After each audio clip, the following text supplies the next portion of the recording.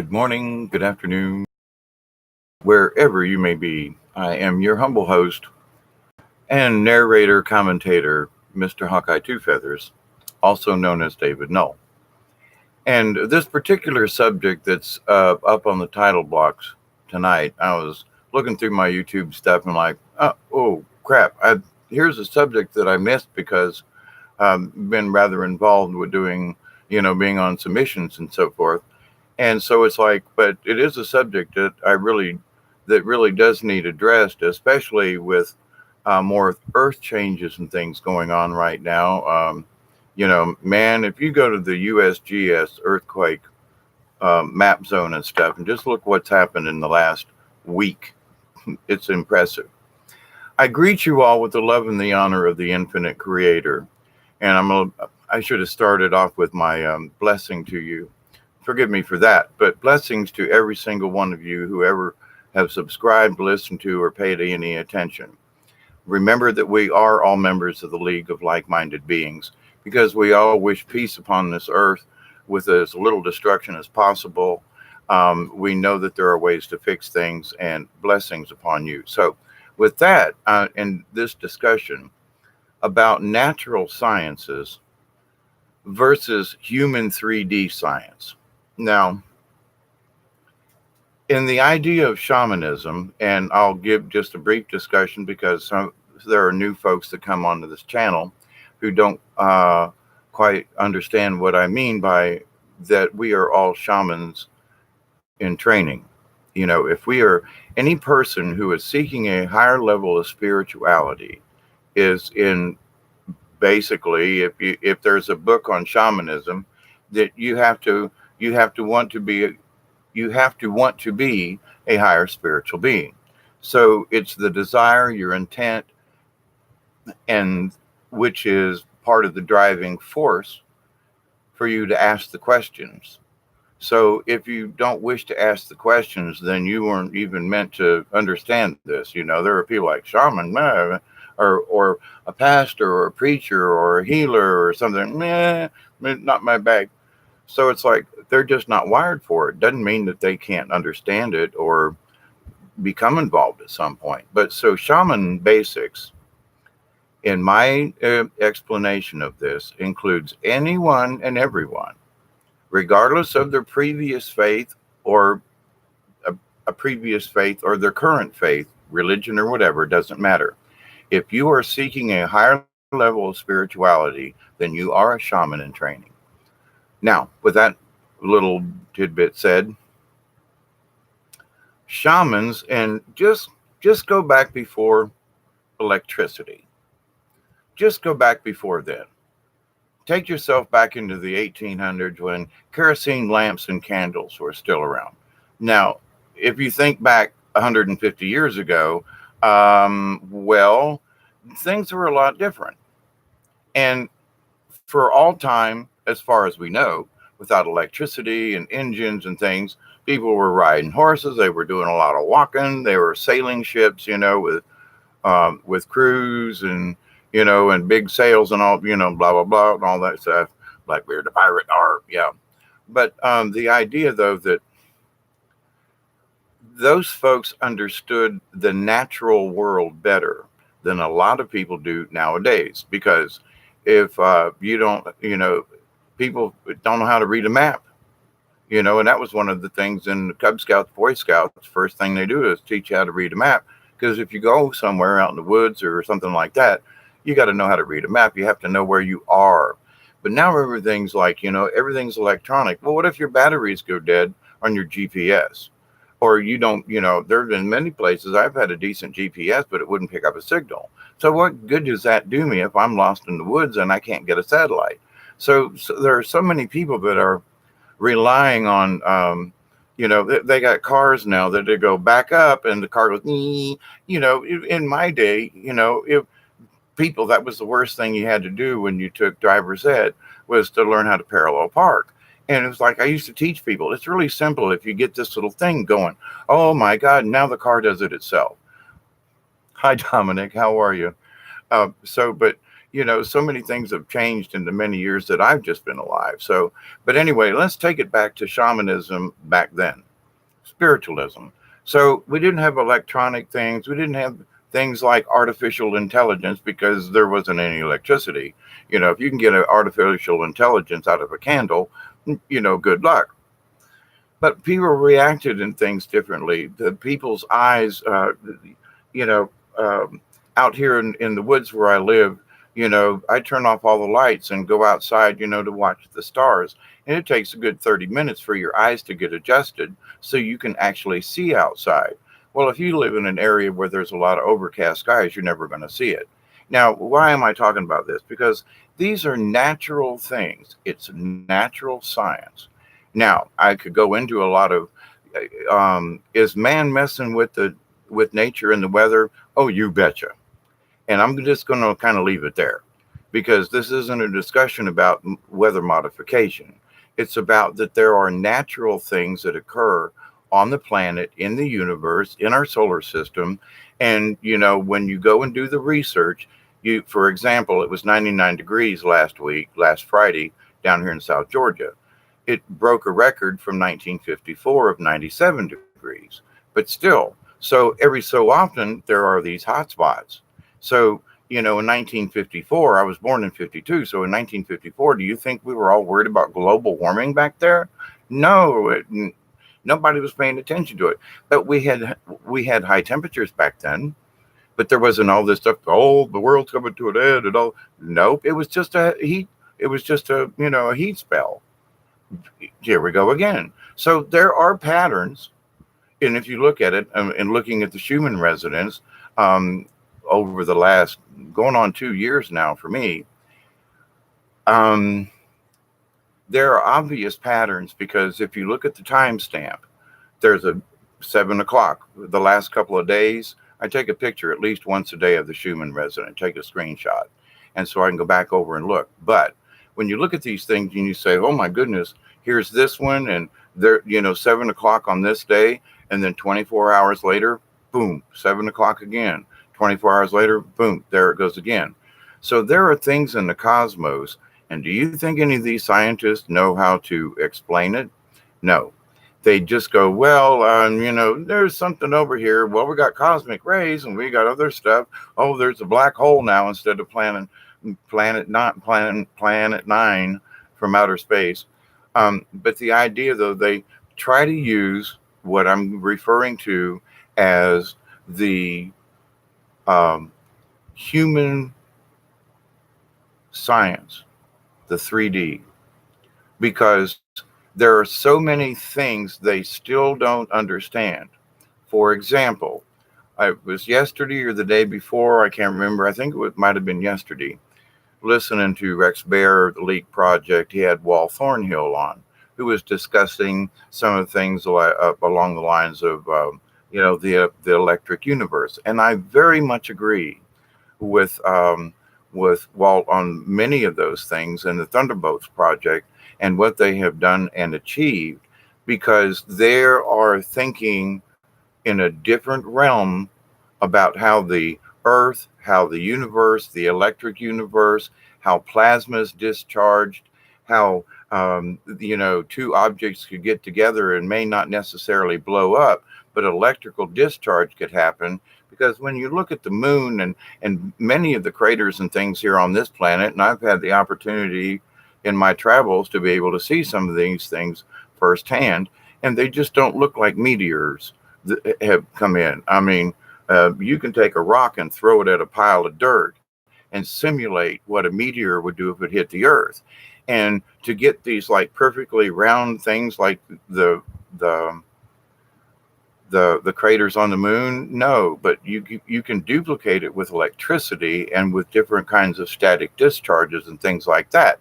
So there is an entire new realm of thinking in physics that most folks don't talk about. But some of these things have been being tossed about in the realm of science and physics when they were first starting to come up with electricity back in the early 1800s. And here's the thing, though. They still don't understand it. They just think they do. The people keep tinkering with electronics, and they want to call it, with it's our science, it's our 3D science. But the thing is there are electrics in the universe that have been going on for billions and billions of years. And so when people seem to think that, well, wait a minute, what about lightning? You don't think lightning's been around on this planet for a long time? I've seen lightning strike near my house here, and take out trees and change all kinds of stuff in just an instant. And you can taste the ozone in your mouth after a close lightning strike. It's intimidating, but kind of thrilling at the same time that you didn't get your tail zapped into a million electron volts. But one of the things that science and people are still trying to promote is that they understand how things work. They understand how the planets work. They understand how the universe works. They've got all this stuff figured out, when in actuality they don't. Now I'm bringing shamanism into this because it's important for a shaman or a spiritual person to understand. If you want to believe in a god, pick one. I just creator, the source. That's it for me, but it encompasses everything. So, but when you understand that, yes, there are greater powers, if you will, greater things, other otherworldly things, however you want to look at it, and it basically boils down to energy and frequencies and things like that. And so Edgar Casey's talked about these things for way back, in the late 30s, 40s, and while he was alive. Hey, Gaza, how are you? Hey, mate, right back at you. Um, but so I want to present this in a way that the folks who think they've got science figured out, they don't. They have everything is a hypothesis. Okay. Everything is based on a theory. So, and so many times the theories are like, well, wait a minute. After a while, you look at something and it's like, so that was a theory, but yeah, but you never did really prove it, and they have proved that whoever observes an experiment can actually affect the experiment simply by observing it, one way or the other. I mean, but so if we can affect an experiment, and people in the scientific community understand that it's possible for those making the experiment to affect the experiment, by what? If they follow it, everything's the same level, everything's the same thing, and they're affecting it with their energies. They're affecting it with their thoughts. Well, duh. What do you think is affecting the experiment? Why can't this be duplicated over there when they followed every single procedure? It's because it's the individuals and the energy that the individuals themselves, or as a group, or as a team, whoever's working on the experiment, they have an effect on it. Well, but wait a minute.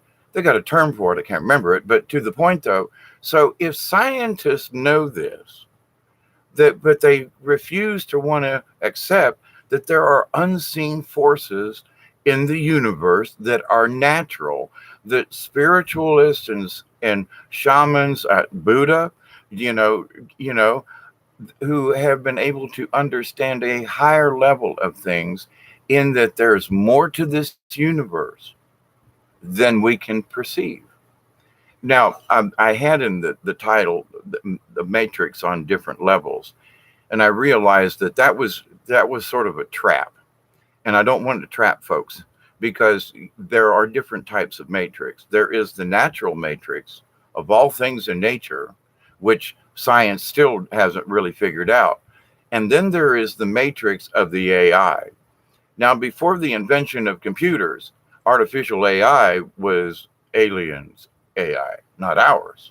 Now, it could be affecting it, and this isn't a discussion about AI and that, but in the last, since I've been alive, there's been some kind of computer or something. I grew up with black and white television and morphed into the, color TV. That was a big deal for us back then. It was sort of like going from analog to digital. It was a really big deal. When we actually saw color on our televisions, after, for me, it was like 12, 13 years. I was about 13 years old before actually started seeing color television. Movies were in color because they were on film and got broadcast differently. But my point is that, oh wow, what a revelation!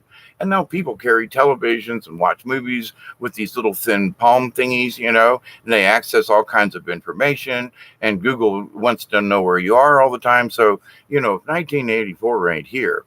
But see, that's an artificial.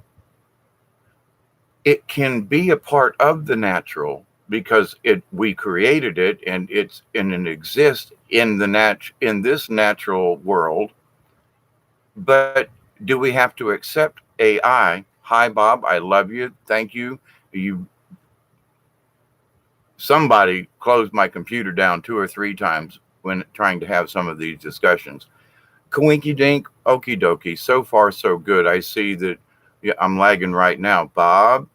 I don't have coffee made, but I will toast you and try to help us out here, Bob. So, going back 150 years, no electricity, but there's all this energy and all this power.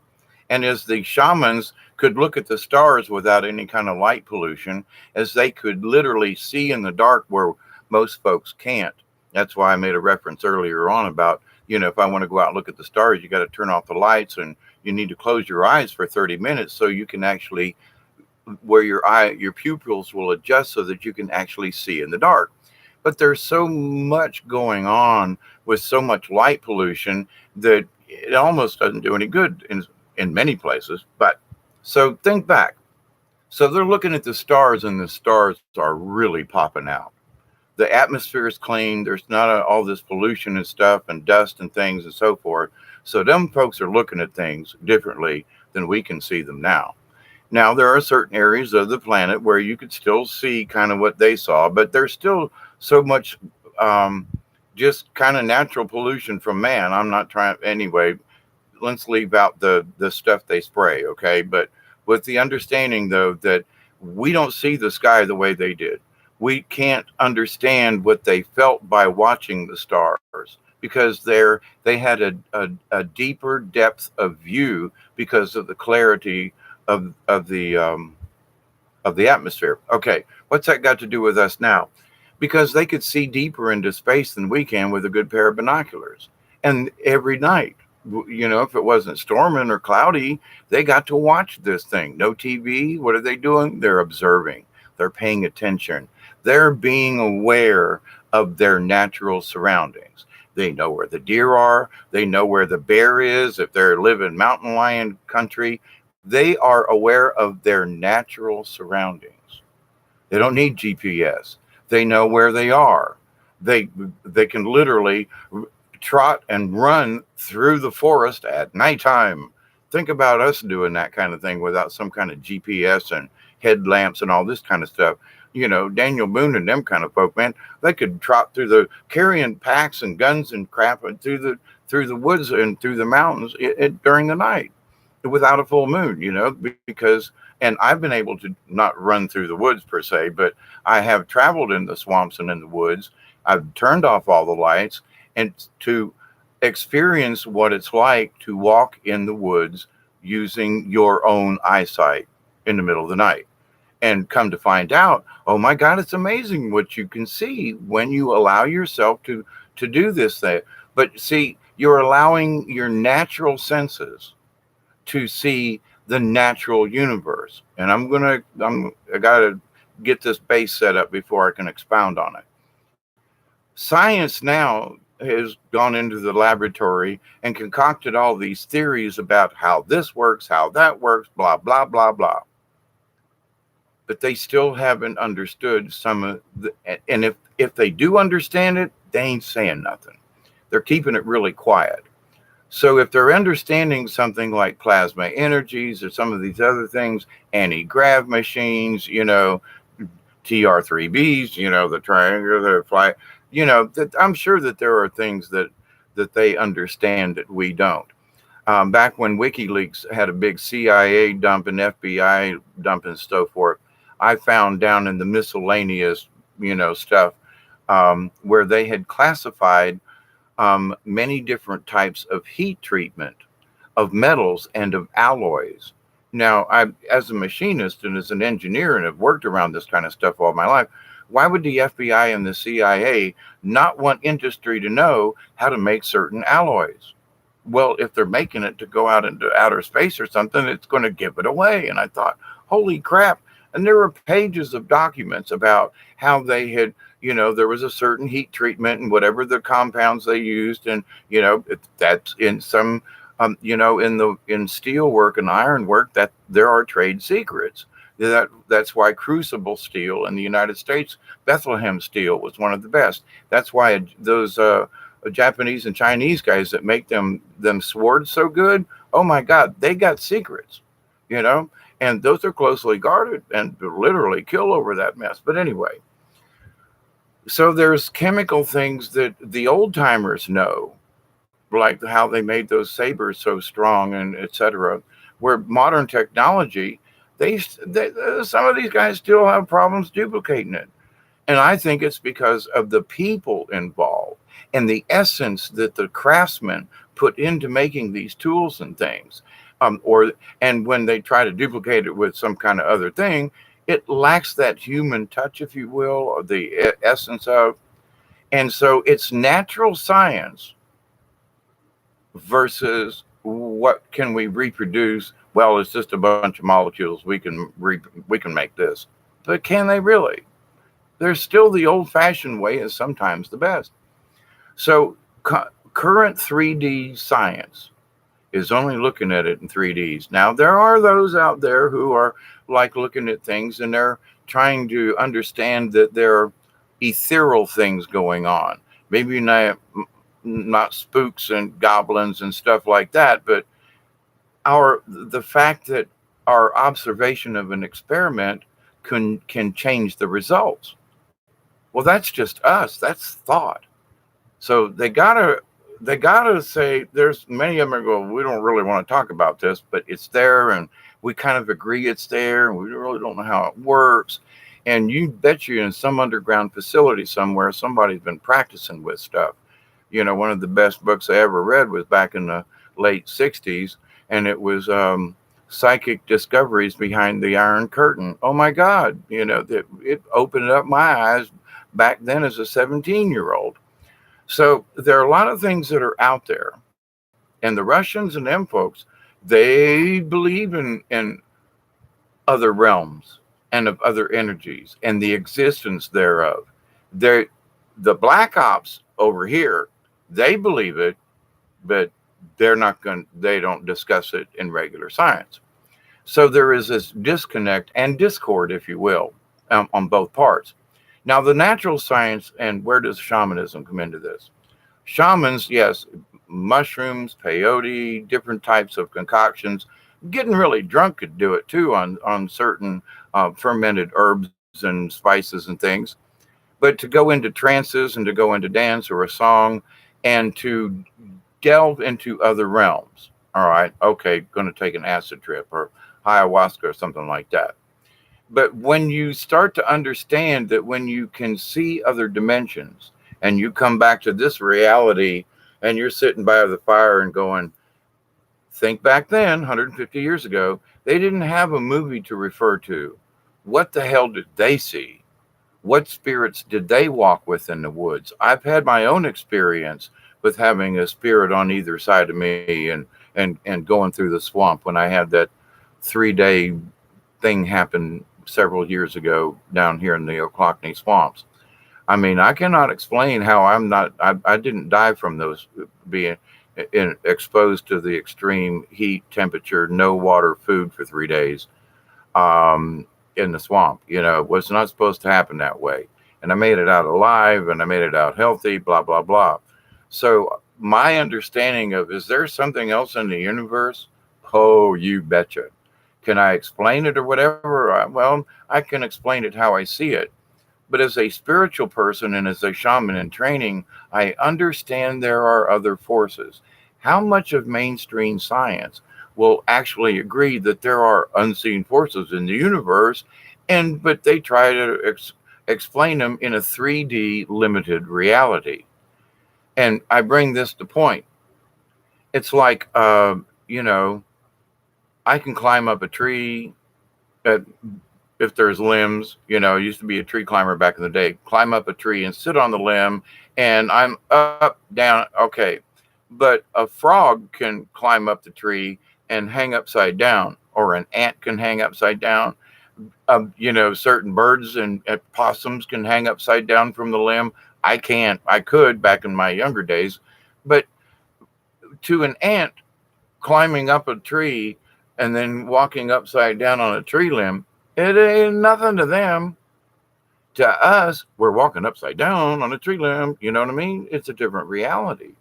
But to the ant, they are already, or insects and frogs, spiders, they're upside down. Do they know they're upside down? Do they care? Why don't they fall off? I mean, squirrels can crawl upside down on tree limbs too. Well, they got claws but the thing is it don't bother them to crawl upside down. Where you and me to be upside down on something, really go, whoa. So a different part of reality. But see, that's nature. So how does the spider build its web? You've seen spiders where they damn near look perfectly. How does the spider go out and measure every distance with a ruler or something? How come those spider webs intersect and they're so perfectly, so far away? They have an instinct, and I have talked about this previously in other videos back before, about how when you use your own internal instincts, if you say, well, I'm look at what 3 inches is on a ruler, and then say, okay, I need to mark this board about 3 inches. Once your brain understands what 3 inches is, if you trust it, you'll be really close a lot of the times. I always do this little trick about finding the middle of a board, and I'll stand back and I'll look at the board and I'll go, okay, middle, and I'll walk over and I'll literally put a scratch with my fingernail on the board and go, okay. Then I get out the tape measure. On an 8-foot board, I'll be within an inch easy. So much of the time I gave up, but I always check. But it's been a game of mine. So the brain learns these things, is it scientific?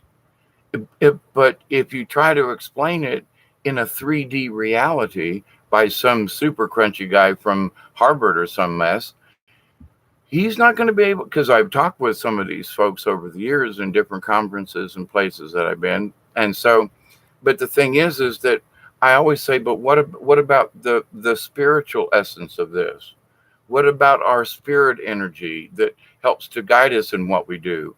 These little tricks of being able to find the middle of boards, and, that I had a couple of engineers used to say that I had a calibrated eyeball, because I could tell if something was off, if it was just a couple of thousandths, the half thickness of your hair. Okay. I was like, no, that ain't sitter. It's off a couple of thousandths. They'd get out the stuff and he'd just go like this, you and your goddamn calibrated eyeball. And I'm like, sorry, but but the thing is though, I allow myself to see things as they are.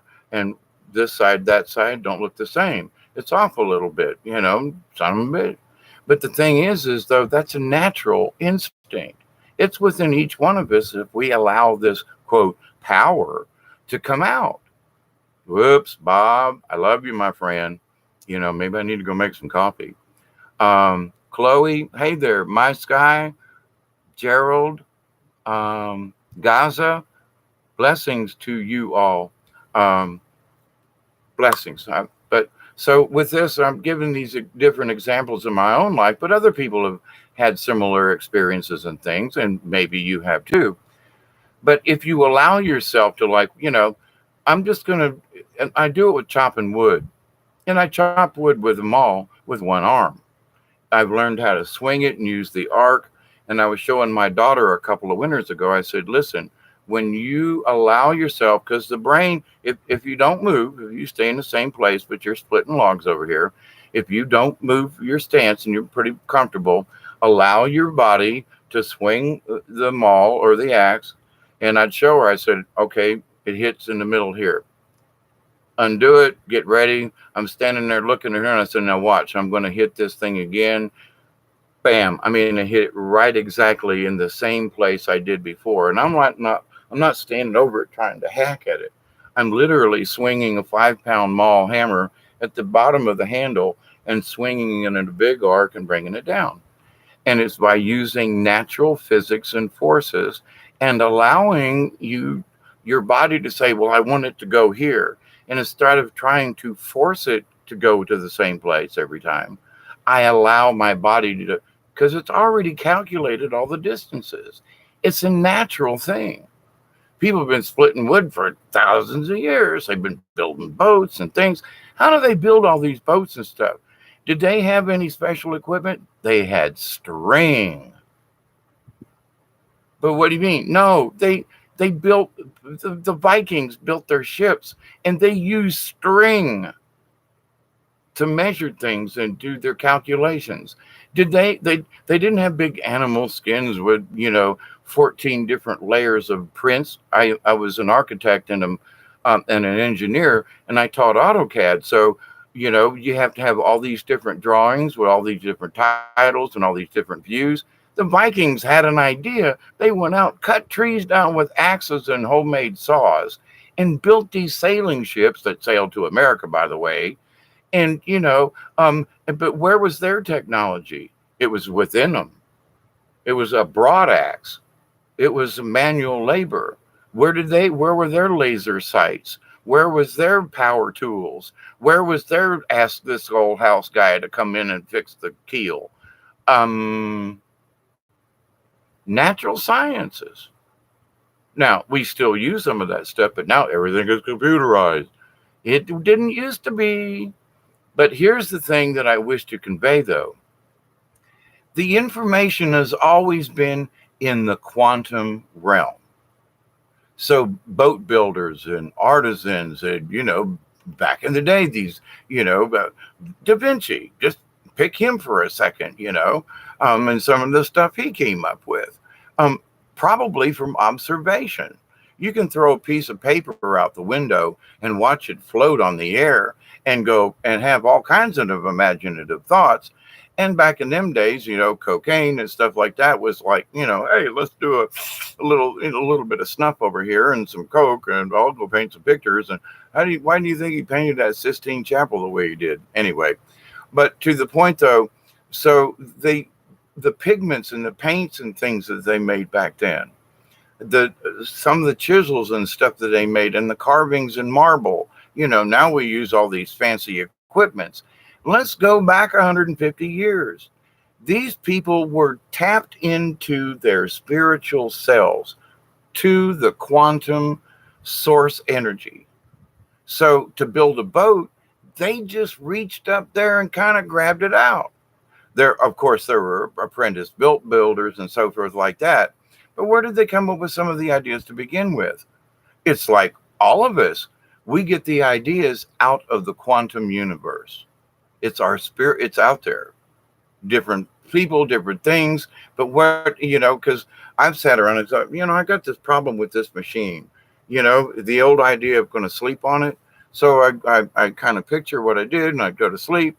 And halfway through the night, I'd wake up and go, holy crap, that's it. Let me jot a little thing down and back off to sleep. I go, and sure as shit, it'd work most of the time. I mean, like 98% of the time, I'd have a thought in the middle of the night.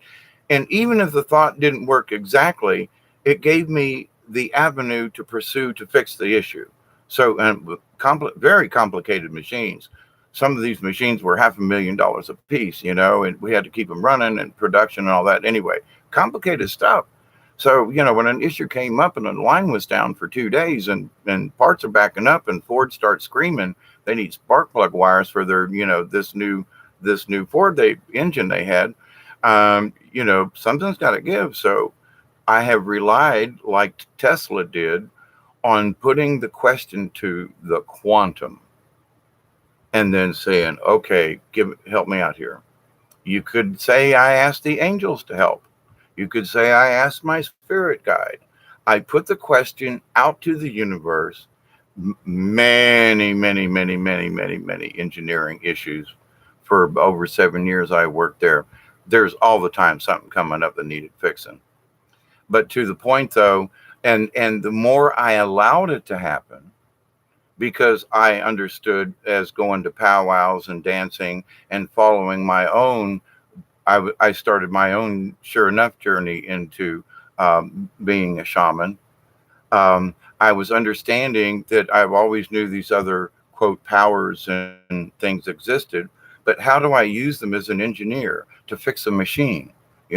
So it took a little bit of figuring out, but the whole thing is the key is that I understood it was there. Uh, don't know how it works so much, but anyway, but the thing is I put it out there. Now, back to 150 years ago with shamans, that's all they knew. They didn't know all this other stuff. I've seen people, native folk, take a crooked piece of stick, okay, a stick, a twig, a green one now, or fairly new, and run it over a fire and through this and in the creek and get it wet and do this thing and straighten this ugly ass crooked stick into this really nice straight piece of wood in like 10 minutes. I don't mean like all day. I mean in 10 minutes, take this crooked stick, a little bit of water, and the heat and fire from just a small little campfire, straighten out this stick to they turned it into a little short bow as a demonstration, and some vines that they had found. And oh, by the way, if you ever get into this is a little, if you get stuck in the wilderness something and you need some string, people say, well, I don't, there aren't any vines. Roots of things. Find a tree that's got long spindly roots that likes to tap out. Roots make some really good material for binding and tying. And if you need some string for something, different trees, just saying. But anyway, but in the old days, see, they knew this stuff. Well, there aren't any vines around, no, but they knew where the roots of certain trees were. And they were able to make strings and ropes and stuff. They were ingenious. But where did they get the idea?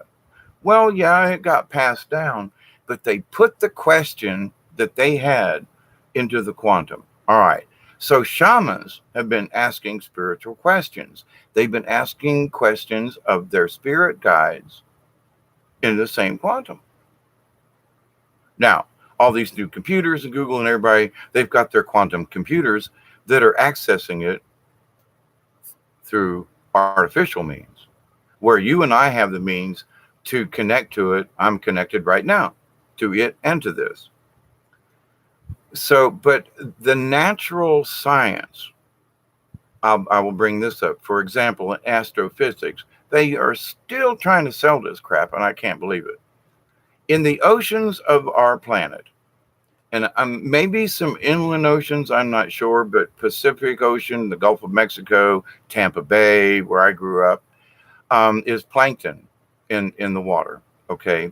And it fluoresces. So, and it's usually in the late summer where the water is nice and warm.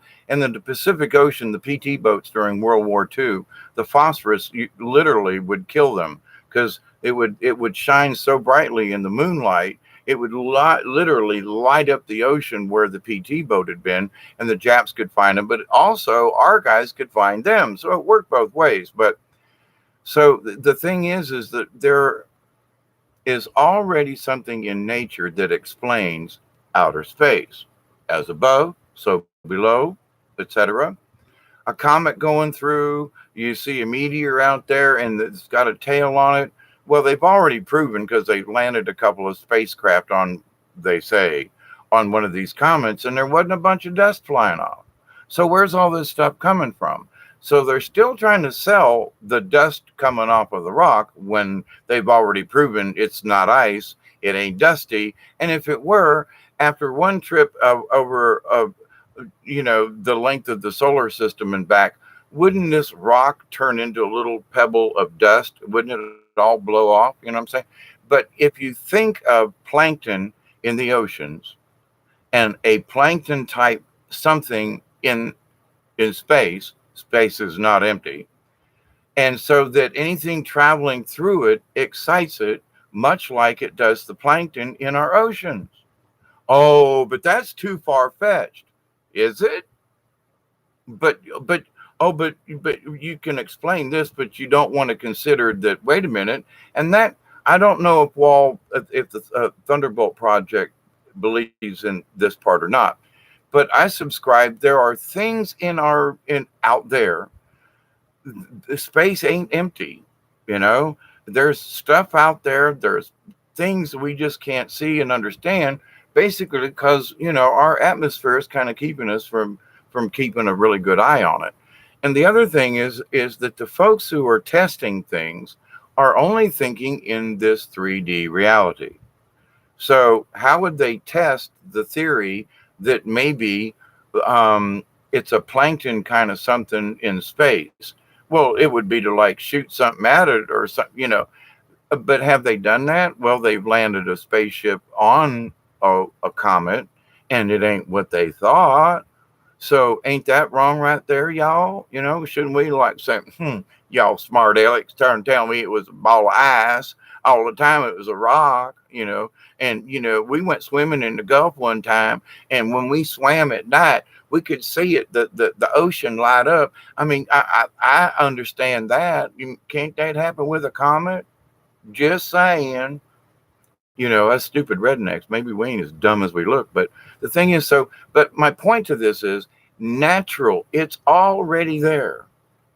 But what the 3D science folks who are caught in the matrix of, well, it doesn't really follow our theory. Well, maybe you should change your theory. Maybe you're trying to look at, they keep trying to think out of the box. And I've made this remark before. There is no box in my reality, because if I think confines, then all of a sudden I'm stuck in a confine.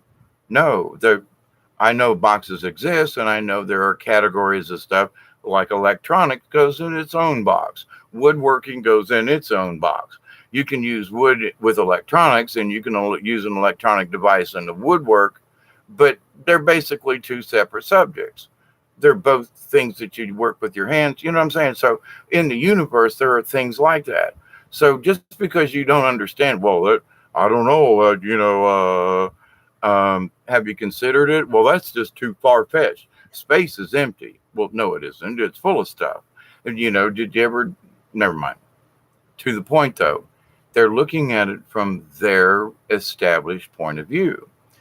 As we move forward in all of these new realities, as shamans in training, we must understand there is more to this spirit stuff, and not necessarily woo woo ghosty, although that is part of it.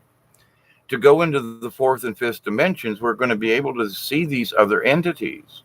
They're already popping through, and a lot of people are seeing these entities pop through.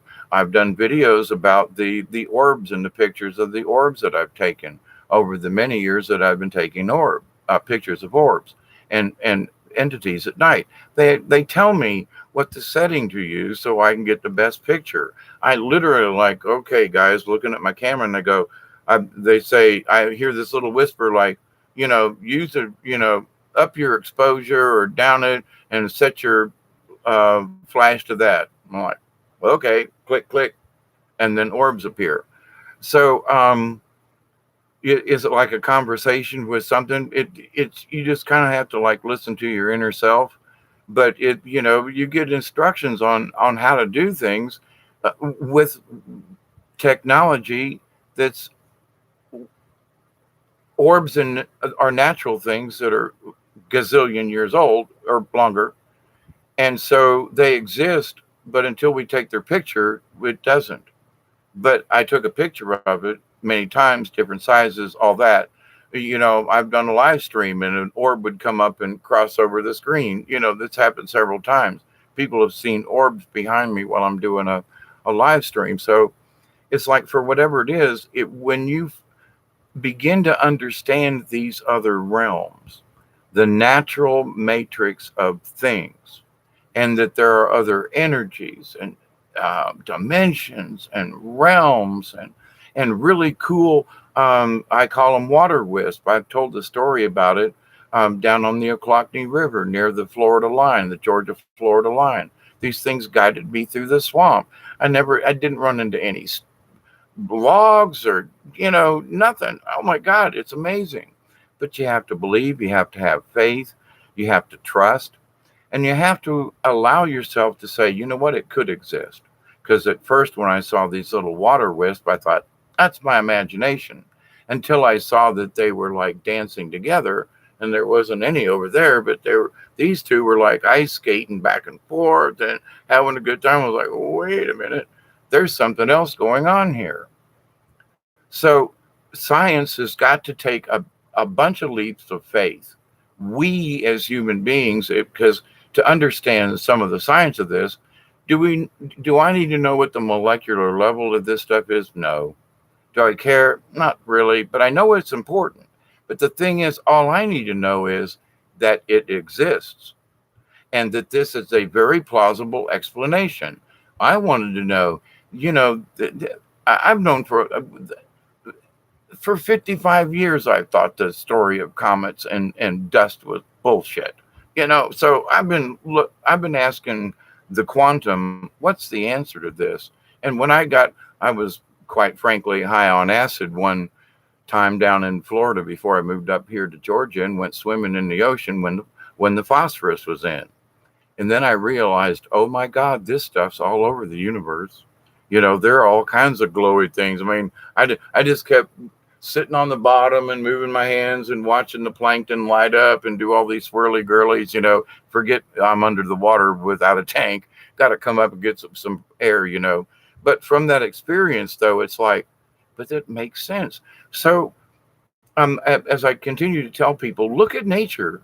There's a bunch of answers already here that explain some things, but you have to allow the spiritualness of something to come into it, like the Killarn effect. Way back in the day, they cut a leaf in half and you could still see the imprint of the full leaf. Okay, so we've proved that. Yet, but nobody talks about the energy of things. Well, phantom limbs, somebody's arm gets cut off, blah, blah, they can still feel it. Okay. And there are ways that people have used mirrors and so forth. Like if somebody's arm is hurting with their left, they put their right hand in a box and it makes it look like their left hand is there. And it's a really ingenious. And that you're able to tell the brain, hey, it's okay, it doesn't really hurt now. And they've worked on some interesting therapeutic things by tricking the mind into seeing things and being able to say, hey, look, the arm doesn't hurt anymore, and work so much more better. Yeah, that's a south talking out of me. But be more better than any kind of medication or therapy or anything like that. So one has to say, listen, they even proved that the placebo effect is effective. If you tell some little old man or little old lady, you take this pill once a day and you're going to be okay, and it was a sugar pill. There are people like, oh my God, Aunt Edna's been taking these pills for years. She goes to the pharmacy and he gives her this little bottle of tablets. She just can't live without her tablets once a day. And you ask the pharmacist and he goes, they're just sugar tablets. It's a placebo. It makes her feel better to take a pill and it don't hurt her. What? Wait. Now, so they've already proven that the placebo effect can actually have a positive effect. Wait a minute. But that's science that you can't see. That's a subjective. Well, but you didn't give them anything. They didn't take away their pain, but their pains. See what I mean? There is a natural science in this. There are natural things that occur. So we can heal ourselves if we convince ourselves. I'm going to take this I'm going to take this little white tablet and it's going to make me feel better. And you do. Well, have you had your pill today? Yeah. And I feel great. It's a got dog sugar tablet. Don't tell them that. It'll just blow the whole thing. Now, there are obviously real medicines. Hey, Sweet Pea, Truth in Me. Hi, how you doing? At My Sky, I seen y'all jump in, but you know me, I was yapping, and I tried to stay on topic. But so the natural events of things. they still don't really get how the planets are revolving. They got a good idea, and but when you listen to them, it's all a theory. So, in my own observations of the universe and in my discussion about um, the Earth wobble and so forth, which, by the way, it seems like it's kind of eased up a little bit, but there's still some anomalies going on. But I don't want to get into that. But you can make your own observations. Like, well, just for example, my house is set up about 12 degrees off of due south. I'm pointed a little bit to the west so that when the sun comes up, I could catch more sunlight on my passive solar home on coming up in the east. So at 12 o'clock on a sundial, it should be straight up and down. Okay. The sun's straight overhead. That's supposed to be noon. And so on my house, the sundial, my house is a sundial. So because of the 12 degrees off ish, I'm about an hour off. So at 1 o'clock, my time here in the house, the shadow is straight up and down. Well, the other day it was 1:30 and it wasn't it was just starting to get straight up and down. It was like late. So and then the next day it was like the shadows on coming from my house. Now my house don't move, right? So either the sun's moving up and down, which that's possible, but I'm more of agreed that the planet is wobbling like this because one day the shadows on the floor um, are, like parallel with me. And 2 days later, they're up over there by the couch. And then a couple of days later, they're back in the middle of the floor again. Now, wait a minute. Are we wobbling like this? Gotta be, because the shadows on the floor, the houses stay. The windows have been there for the last 30 years. So it's got to be the earth wobbling for the shadows on the floor of my house to be different from one day to the next or 2 days. And so, but just saying. So, but that's natural science. Whatever's going on with the planet and things like that, the Schumann resonance is bouncing all over the place. Science has got a theory on that one too. The biggest thing is we need to understand that, yes, it is affecting us, but yes, we still have our own individual power to protect ourselves. And awareness is our best protection. If you know there may be a snake where you're going, you don't have to be scared, just aware. Take you a damn stick. And if you run up on a stick, if you go to step over a log, look on the other side of that log with your stick first to make sure you don't step over a log and step on a snake, which is one of the main reasons folks get a snake bit. They don't look around logs and things when they're walking. But anyway, so there is the nature of things. If you understood where snakes like to hang out, then you would look before you stepped over the log. There is cause and effect in a lot of these things, so that are based in what nature is. Now, do you have to understand it perfectly? No, but it always works like this. Ants can walk upside down on tree limbs and on the ceiling, where I can't. That's the natural order of things. I would like to learn how to walk in the ceiling, but maybe in time. That's part of the shaman and training part.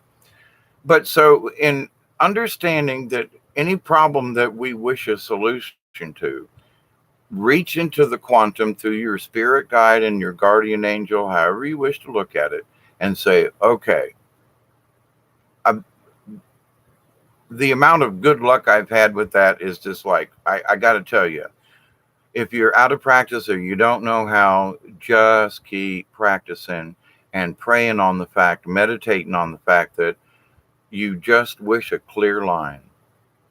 But and you got to practice. You can send like a test question, if you will. Set up some kind of whatever it is. I've talked about how I went go to the river and I found these deer antlers. I mean, I've been out in the middle of the national forest, in the middle of wilderness areas, and I got a deer skull over there and with full antlers and everything that I found because I followed what spirit instinct. There's something over there. Okie dokie, go for it. And so, but if you don't believe in that at all, then the rest of this is mute. You know what I mean? And so set up whatever little test it is. You know, you go outside in the yard and so you have this feeling. Maybe you should go over here. And you might say, well, I'm just going for the newspaper. Yeah, but if you have this feeling, maybe you should just go over here in the corner of the yard. There may be a feather or something there. There may be something there. That's how you practice using this quote power that is our natural power. It's our instinct. Okay. Animals have instinct. We are animals with spirit beings. Now, I also contend that many animals have their spirit beings, and Native American and indigenous tribes all around the planet do believe that all entities, even plants, have a spiritualness to them. Okay, as in my discussion earlier about the Cologne effect when you take the photograph. Cut the leaf in half, you can still see the imprint. It's the energy field. So in shamanism, it's the understanding that all of these things are actual, that they do exist. And so you say, well, as a spiritual person, why is this important? Well, if you don't understand that all things are connected to the quantum and to the source and to nature, and that everything works together,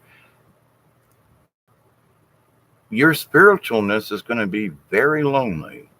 You're going to be a really odd cog, because you're going to try to fit your spiritualness into something that is natural. Now, listen up. They're telling me this is important. As a spiritual person, it is natural to be spiritual.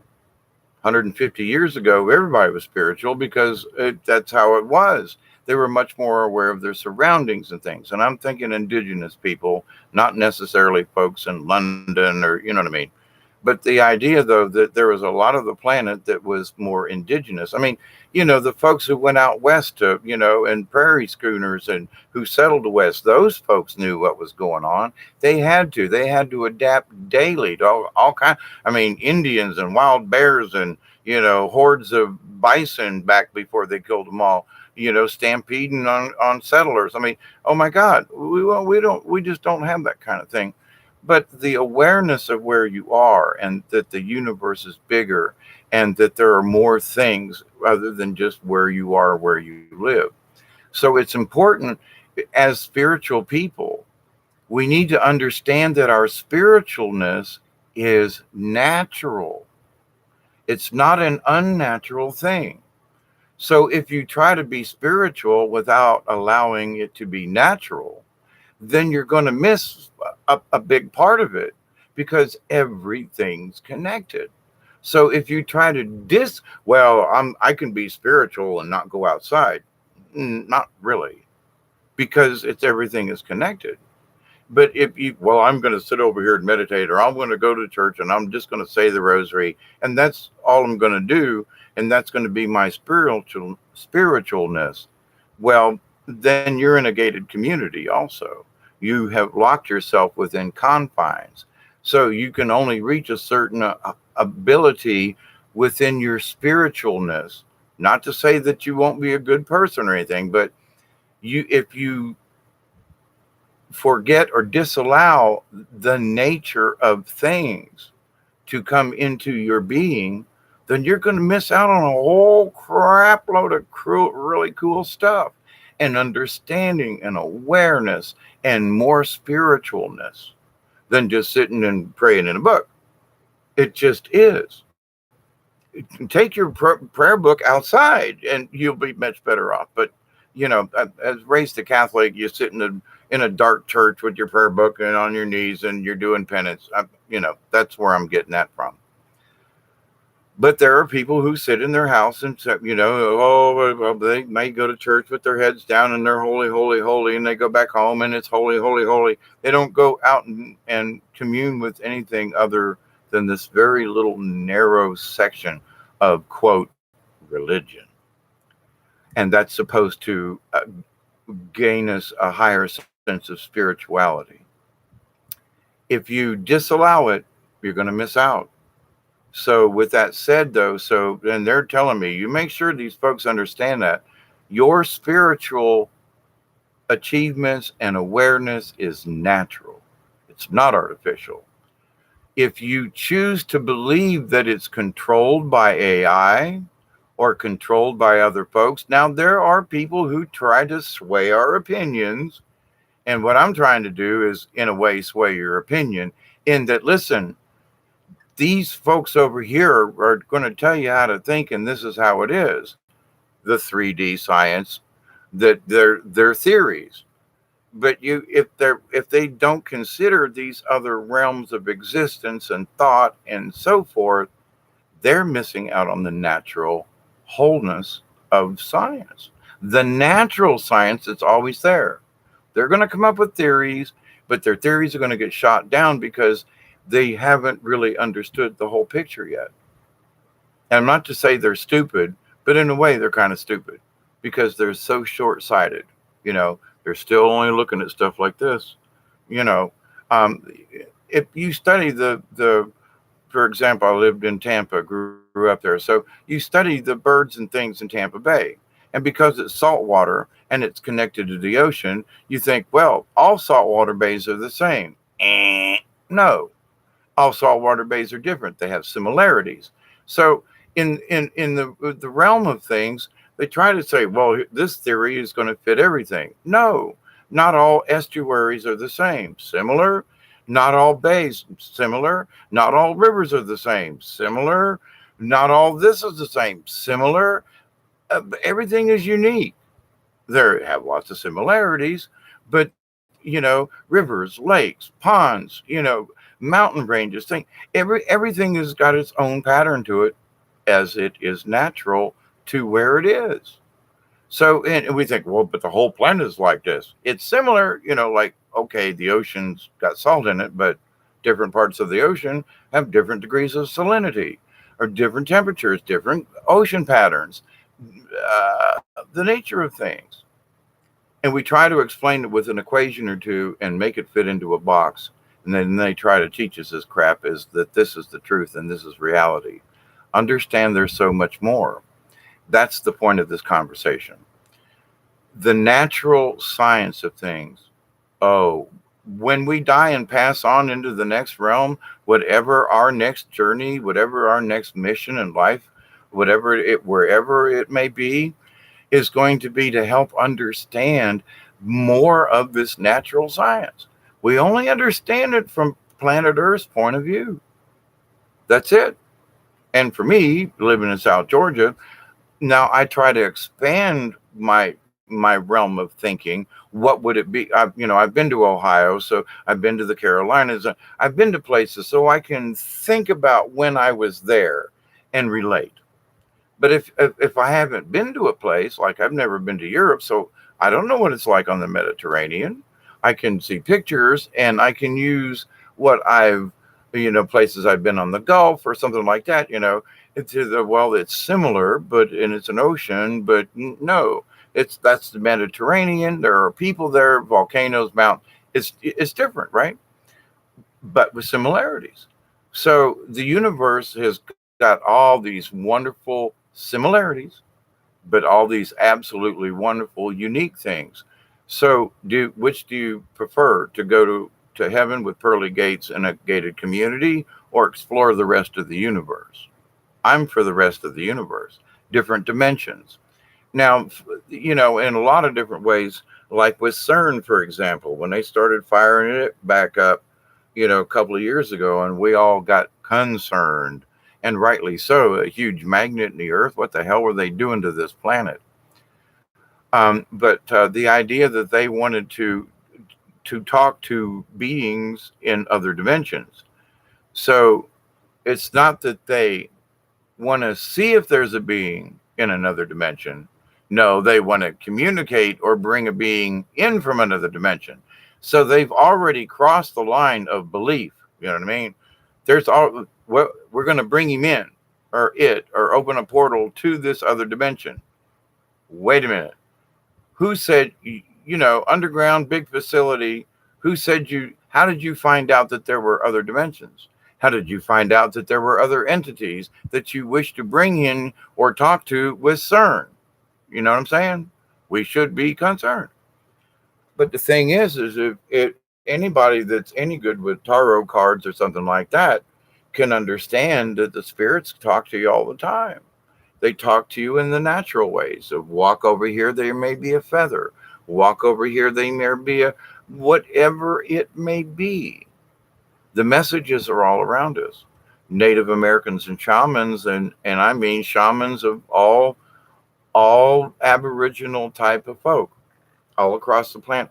And I'm sure on other planets, but I just kind of feel it in my bones that this natural science in its basic form is true throughout the universe. The idea of being able to use our brain thoughts to communicate, ESP, see things, send messages, send prayers, have the prayers be heard, contacting the quantum. And for me, I need answers on a solution, and they give me the solutions, or at least point me in a good way, in a good direction to solve the problem. So they give me answers. And do you believe it? And and by the way, this has nothing to do with religion. Nothing to do with religion. But it is the highest form of spirituality, minus religion. It's the natural order of things. When we allow our natural self to be natural, I know it's kind of like redundancy, blah, blah, blah, but it's true. The more we allow our spirit to be in its natural state, meditation, whatever, the more spiritual we are in that. Because wow, because we're here, we've made it, we're there, whatever that may be. So understand, and I think I've probably beat the subject up enough about there is more to the nature of things than what 3D scientists are trying to convince us of. And of these old paradigms, like the comet thing, it's dust, it's water vapor. They're still at it. They're still at it. That's one of the things. Like, come on, no, no. They're still teaching kids. They're still on the tail of the asteroid is dust and water. Oh, shut up. Well, then does that mean that there's dust and water vapor in space, and that as the comet goes by, it's exciting those molecules? Well, okay. But if you say that it's the comet itself producing all of this, nah. See what I mean? So many other things in science and medicine. I mean, there are a lot of us have known about certain herbs and medicines and things that help us. I mean, now all of a sudden on mainstream television, they're talking about hemp oil and how it helps your joints. Well, if you had a joint of hemp, well, it might help you out. Inside joke there, LOL kind of thing. But to the point though, is like, so what used to be back in the day before anybody said, oh my God, hemp's bad, people used it all the time as a medicinal. Then the people made it bad so they could control it and control you and me. And then all of a sudden, now we're back to hemp's helping people, and we can be cured and rub it in. See, the natural order of things has always been there. There's been healing and all these things. And technology said, no, it ain't. Yeah, blah, blah, blah, blah, blah, science. And now we're going back. So is the natural order of things? That should prove right there to some folks, like, listen, maybe nature has got a good idea here. Instead of trying to muck with it, why don't we sit back and go, not a bad idea here. So, but anyway. All right, I'm going to put my glasses on, take a drink here. Oh, my God, it's been over an hour. I can't believe I've yapped on this long. But you know me, folks. I love you to death. I do. Let me come back up here. Chloe says, because everything is unique to me, that's what makes everything so beautiful. I love unique qualities in anything and everything. That's like me and my house and the stuff that I have. a lot of people talk about. I'm very eclectic. There's all kinds of. I got two puppets sitting over here and a thing over there, and crystals all around. Yeah, but to the uniqueness of things, absolutely. And one of the things that I've always talked about all of my life as an old hippie here, um, is that I tell folks, listen, it's okay to be different, but don't try to shove your difference down my throat. If you want to dye your hair purple, fine. You don't have to look at it though, but I do. But if but don't tell me you have to like my purple hair because it's my bright too. No, if you just like purple hair and you just say I just like it, and you don't try to try to shove your point of view down, wear your purple hair. I'm all for it. But if you're going to make me like your purple hair, that ain't going to work. But anyway, that's an odd um, idea about uniqueness. Some people do stupid stuff just for attention, when there are those artists who are absolutely unique. That's the difference. But I agree with you, Chloe. Um, Truth in Me said, having deja vu about something, huh? Spirituality.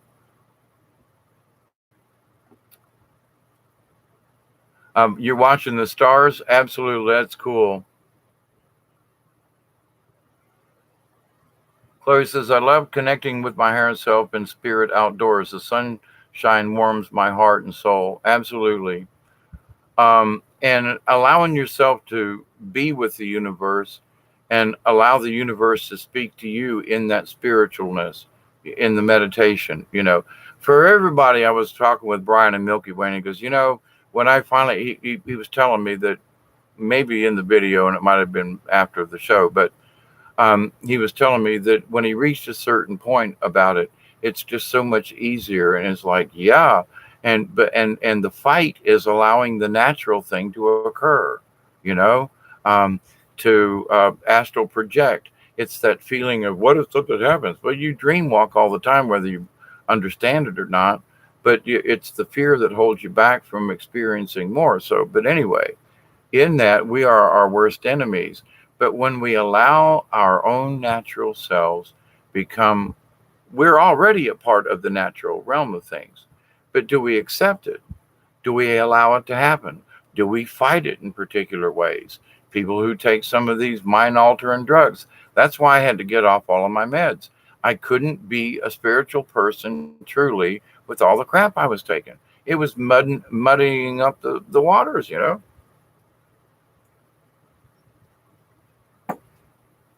So y'all have the good idea about that. Truth in Me asked if I watched Project Camelot, and the answer is yes.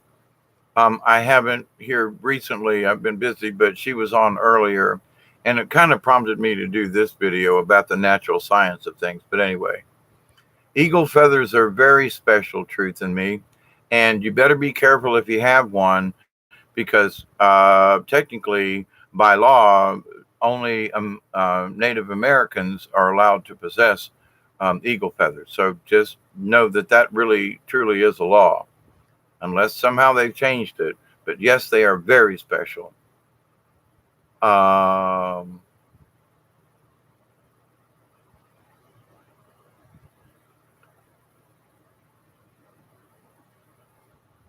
yes, thank you, Chloe, for hanging out and being a part of this. My sky at one point in time, I thought might have gone crazy as well, but I knew I really wasn't. I just didn't understand what was going on. Of course, now I understand what's going on, but you guys are really close to me, even though y'all don't know it. And I'm really glad to have each of you here to help our collective consciousness raise to a higher level of vibration and of love. Thank you, Chloe. Well said. And that is my job here, is to, let's have discourse, let's have conversation. Understand that, there's the nature of things, and then there's what science tries to, convince us of. And if we stick with what they tell us, it's going to limit our own abilities. So we have to, consider what they say. Not all science is hokey and wrong, but understand that there's more to it. And as a shaman in training, as a spiritual being, as you progress in your awareness, you go, holy crap, I understand there's something more to this. It is part of the nature of things, natural order of things within us. So, but yeah,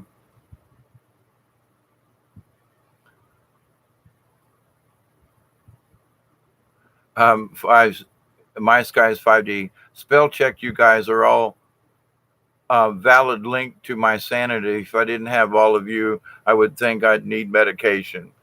We are medication for each other. Cheers. Chloe says she found a beautiful feather today, as a matter of fact. Gerald, hi. The largest number used is Google squared, which so far is infinite. Yep.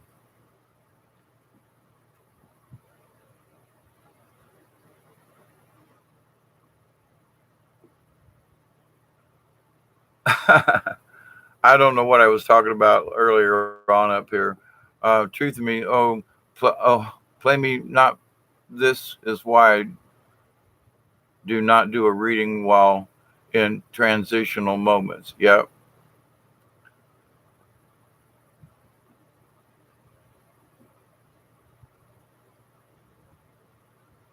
Zeta Talk is an awesome site for Earth Wobble pole shift.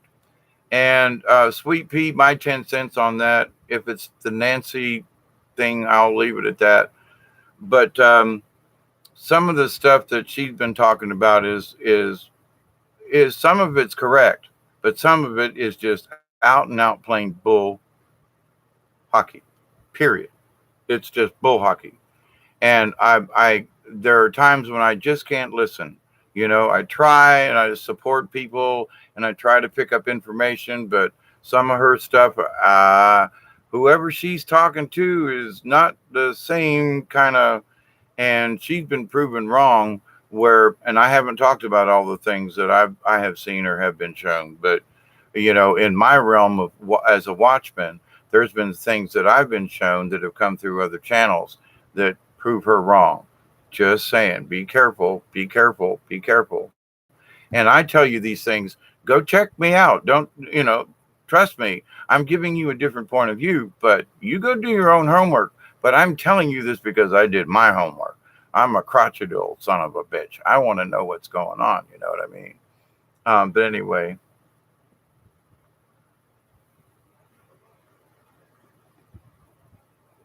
you guys have just been chatting away over here in the chat room, and I absolutely think it's wonderful. You guys are relating and interacting. And Crystal, hi, how are you? Um, Truth in Me says at a later date, at a future date, I would be willing to do a reading if you are willing at some point. Yes, to that, it'd be interesting. Um, I have my own cards and things, and I get readings, and not that I'm trying to dissuade anyone else, because sometimes information comes in from other areas. We have to allow it to happen. Just saying, it's the natural order of things. Um, but yes, truth in me, Chris. Without y'all, I wouldn't have any friends. That's kind of how I was for a while. Um,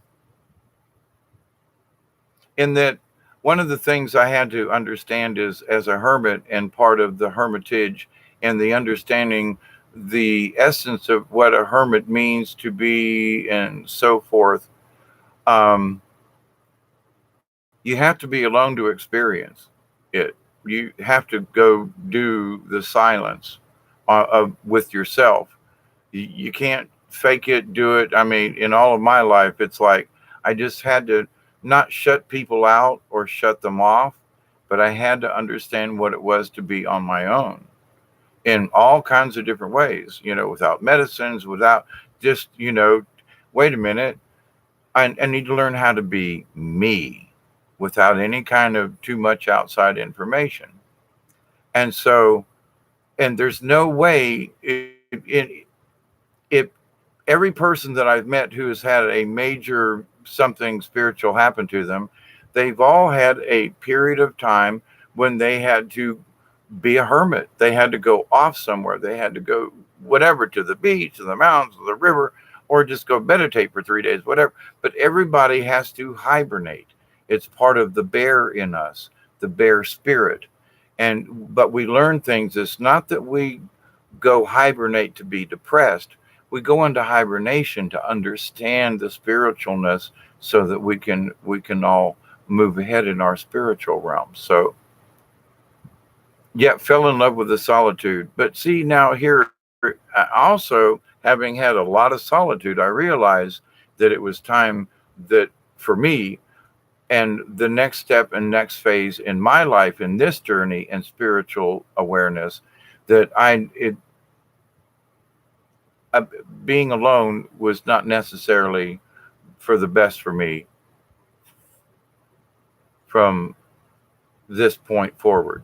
So I've already changed that. Things have already been changed.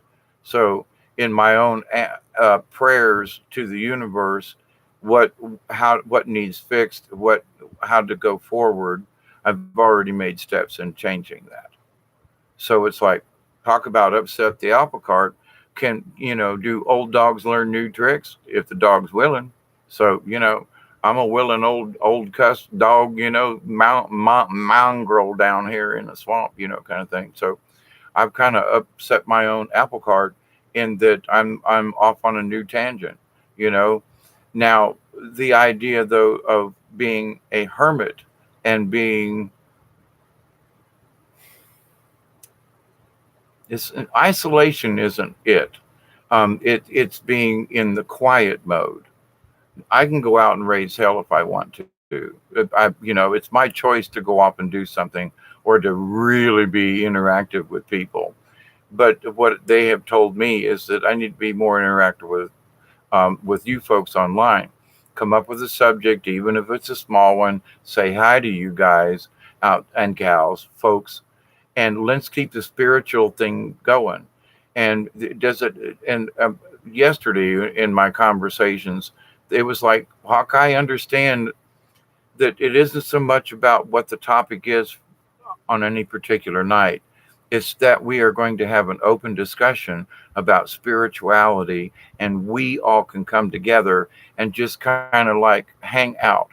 You know, that's what I'm using, Google Hangout. But to the point, though, in that, yes, it's important for a message.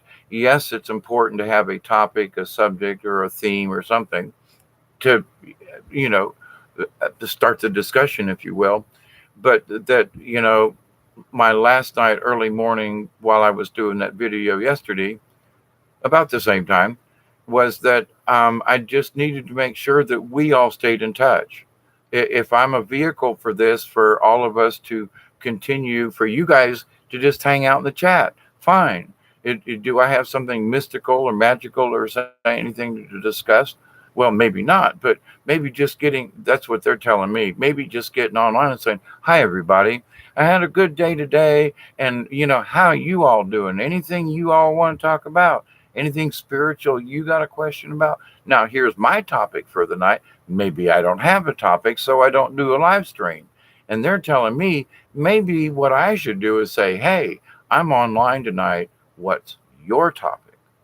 So I'm still learning. So, but in order to keep the group, and it's not just me, it's Milky Way Weekly, it's a lot of other channels, but it's how we can keep our mental things together. We can say, wow, I know Chloe's out there, I know Crystal's out there, Truth and Me's out there. We're all out there doing our thing in our own realms, in our own areas. And we come together and like have coffee together, wave at Bob and, click and everything. Why not? So there may be times when I do a video where I'm just gonna get online and say, hi everybody, what y'all want to talk about? I got my spirit cards over here. I got a couple of videos that where I want to discuss about how to set up your own medicine wheel, and the proper way and shaman type things to go along with it. The honor and how to set it up with prayers and so forth. Um, so, there's more information I wish to share in other ways, because, if everybody started making their own medicine wheel and wherever they were, and it was sacred area and a sacred prayers and sacred energy, oh my God, we'd be like curing the planet in no time flat. Our energy would be overflowing. Um, I'd rather have 4 quarters than 100 pennies. Um, 100 pennies though rolled up in your fist really helps if you need to, if you need to fight your way out of something. Just saying, a roll of pennies, and I'm an old carny, and a roll of pennies, a roll of nickels, or a roll of quarters, and if you had to fight your way out of somewhere, anyway. But to the point, 4 quarters wouldn't do the same as those 100 pennies. Just just saying. In the right circumstance, 100 pennies is, anyway, you get what I was talking about. But so, and that's why I'm here. See, it's like there are some choices like, yeah, well, I'd rather carry 4 quarters than 100 pennies too. But in certain circumstances, you give me them 100 pennies and I'll carry them. you know. But it's all about the circumstance. So sometimes this is true, and sometimes that's true, and both can be true at the same time. 100 pennies or 4 quarters, it's still a buck, you know. But you can't. Well, back in the day, you couldn't put a when I was growing up, you couldn't put a dollar bill in a vending machine. Now you can, but so having 4 quarters is like, pennies ain't gonna do you no good if you want to drink out the machine. But anyway, but that's the idea though that I'm trying to discuss in this subject about the natural things. Both can be true in this circumstance, but over here in science, though, oh no, no, no, no, it doesn't validate our theory. So, my friends, let's see. Chloe says yes, and it's also part of the process of knowing thyself. When I'm alone, That's when all my like knowledge comes. That's when I'm able to connect and download answers. Yep. Hey, Gerald, how are you? Uh, Chloe says, David, I think that's true for all of us actually at the moment. That's kind of what I was, yeah, the pennies hurt your knuckles when you connect. Yes, absolutely true to me. Absolutely. Um, Spanish Harlem. There is a love in Spanish Harlem. Yeah, I can't remember the words and can't carry a tune with the bucket tonight. But anyway, understand though, yeah, I in our own little ways, we're all serving the cause. We are all angels. We're all on missions to help bring a better tomorrow. Keep up the good work, gang. So, but yeah, I've got my book down for medicine wheels. They told me, spirits told me yesterday that that is a subject that I need to discuss and bring it up to folk, because for every person who wishes to participate in a higher something, so you make a sacred little spot with some rocks and you bless it. You you burn a little tobacco as in thanks. You offer some sage or some sweet grass or whatever's in your area, and you treat it as a sacred spot for prayers. And that area can then become a portal or vortex for energy for the planet. And oh my goodness. So if we all started doing simple things like that, it doesn't cost you anything to get a bunch of rocks together, and they don't have to be big ones, but but to the point, the bigger the rock, possibly the more charge you could put in it, but we'll discuss that. But to the point though, that in some things I haven't discussed some of these things because, like, well, I don't know how many people really want to make a medicine wheel. Well, after 2 years of having you all folks come on and having these discussions, and my understanding and my better connection with my own spirit guide, they're showing me things like, listen, Hawkeye, you've talked to these good folks about some of these things. Now it's time to give them instruments and tools that they may not have had information about before, like a medicine wheel, and how powerful that it could be. not only for the earth and the universe, but for you, for your own spiritualness, and anybody else that wish to share it with you. So if you and a mate or a neighbor or cousin, brother, or somebody, wants to pray around a medicine wheel and consecrate it and send good energy into it, why not?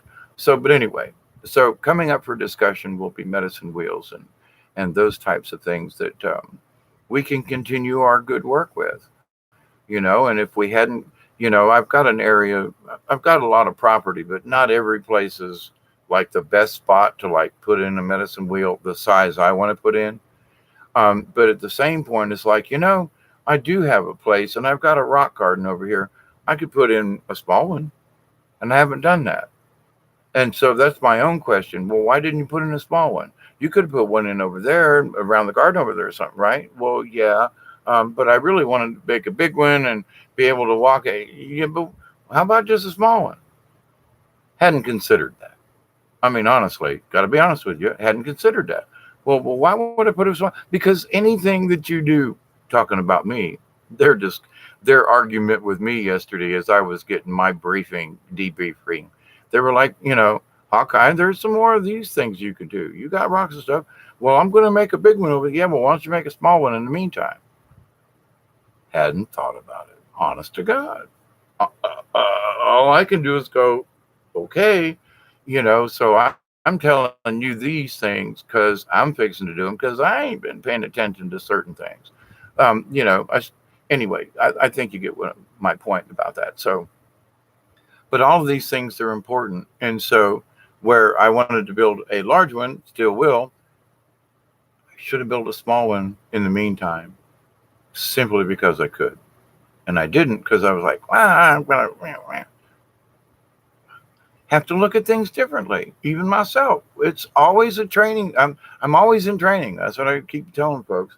I'm a shaman in training until I cross over into the next realm, and then I will continue to be a shaman in training, because it's the adventure of the knowledge and the learning and what's going to come next. So my friends, I absolutely do love you. I got one of them kind of butt cramps that old people get. I would like to see how close it is to Wiccan circles. The sigil thing has me questioning things. Truth in me, I've had some varying discussions with quite a few people. And unless you know what you're doing with a sigil, don't do it. Period. Don't do it. Because say a magician comes up with a sigil that is magical to them. It may not be magical to you. Someone might say, whoa, I saw this and I copied it down. Yeah, but it wasn't your sigil. Sigils and the magic in them are like personal. If you use somebody else's sigil, you could be opening up a can of worms and possibly a can of whoop ass on your spirit you may not really want to invite. And so people don't really understand this. So I have spoken on this. There are master wizards who won't use sigils, period, because they understand what the consequences could be, which means that the sigil could have unintended consequences. So if you're not absolutely 100%, you've been through the realms and stuff, don't use a sigil. Don't. Sign of the cross or something, peace sign upside down, certain things, Charista symbols, okie dokie. But if you're going to use rune stones, now different. A rune that signifies something is not the same as a sigil. So in this discussion of sigils, symbols, and things, a symbol is different than a sigil, because a sigil has magical intent in its design.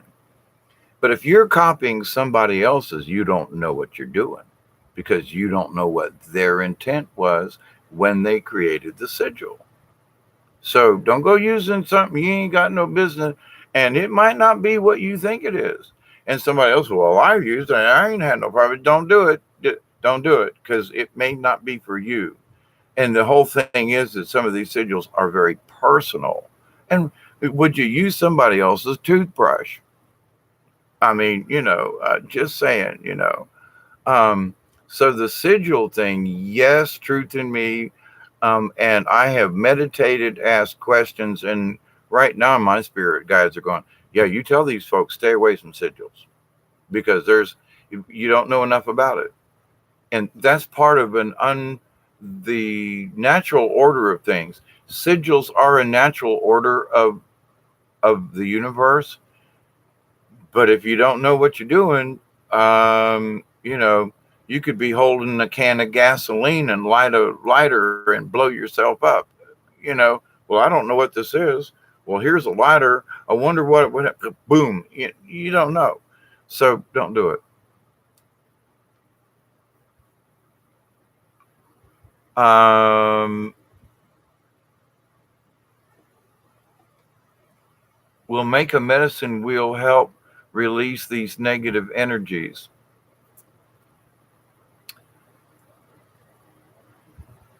If used properly, the answer is yes to that question, truth in me, because medicine wheels are for healing, both of the planet and of us, and for our spirits.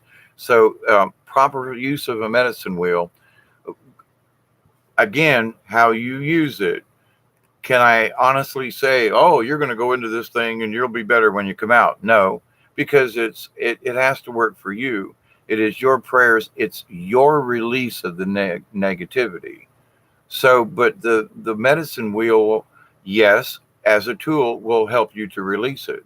But you can go through the motions. But if your internal work, and this is a toughie, if your internal work you don't allow it to be released, even if you use the right tool. So when you use a medicine wheel, you have to be sure of whatever you wish to release that you really want to get rid of it, and you know you have to do that before you ever get near the medicine wheel. Oh, Crystal says she's working on a medicine wheel as we speak. That's cool. Um,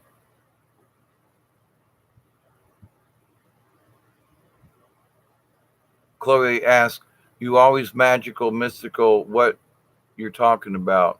Okay. Anyway, I missed something there. Truth of me, you want to see how close it is to Wiccan circles. Um, a circle's a circle. Rocks are going to be placed in various places. It's the prayers and how the medicine wheel is approached, I think. Now, they're very similar because a true Wiccan, a true pagan, is very similar to indigenous races of all over the planet. You know, drums are used, fires are used, rocks are used. There are just certain things. It's all a part of it.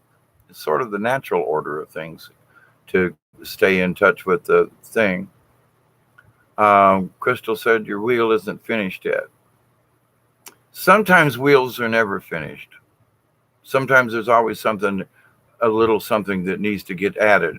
Another crystal, or maybe something is planted near the wheel. Sometimes wheels are never finished. Just as a um,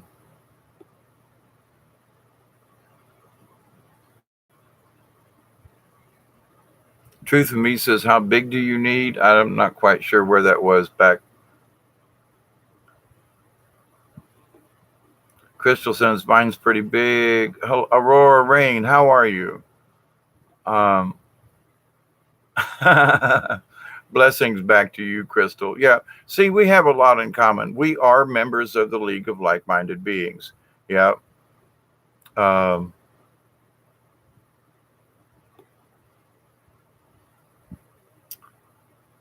Gerald says Buddhista. I'm supposed to know what that is or relates to, but I can't at the moment. Um,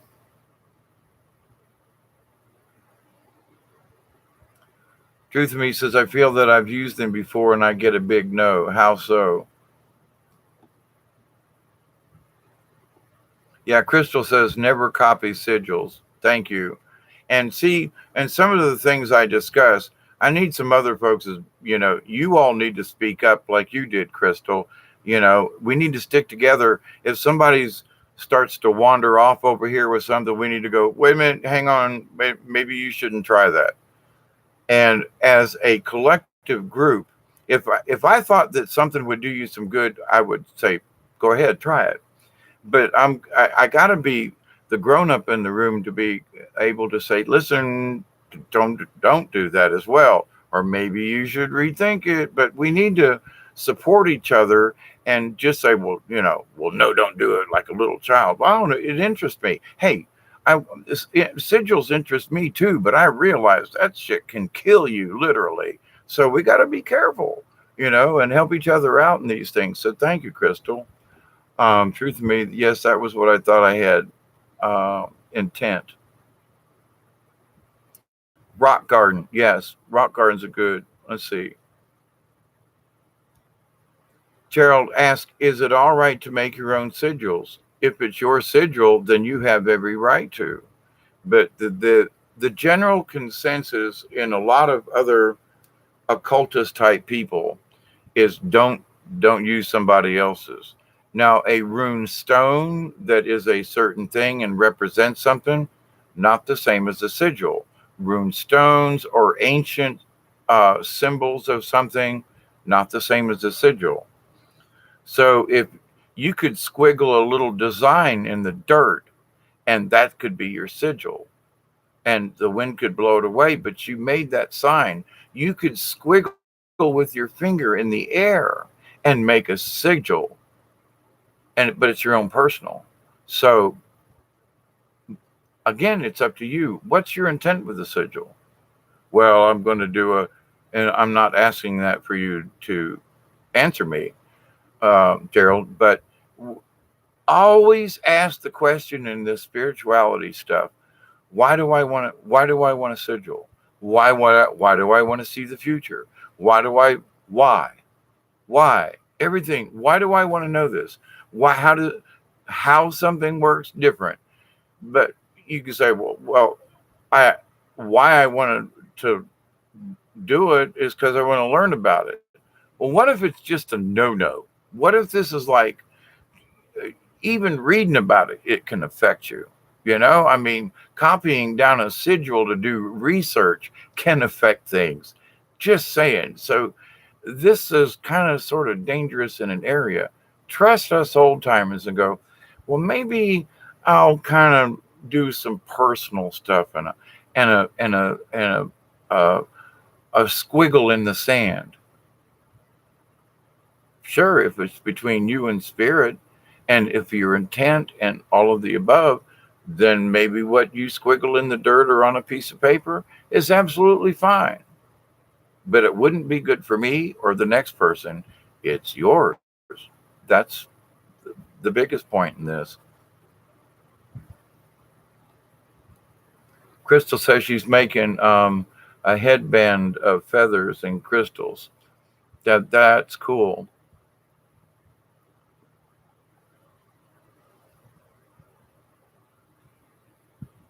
Of all the feathers and crystals that came to you, truth of me, Wiccan has an altar. There is no altar in a Native American medicine wheel. Nope, no altar. There are stones that could be used as an altar to put some sage on or something. No altar. No altar. Nope.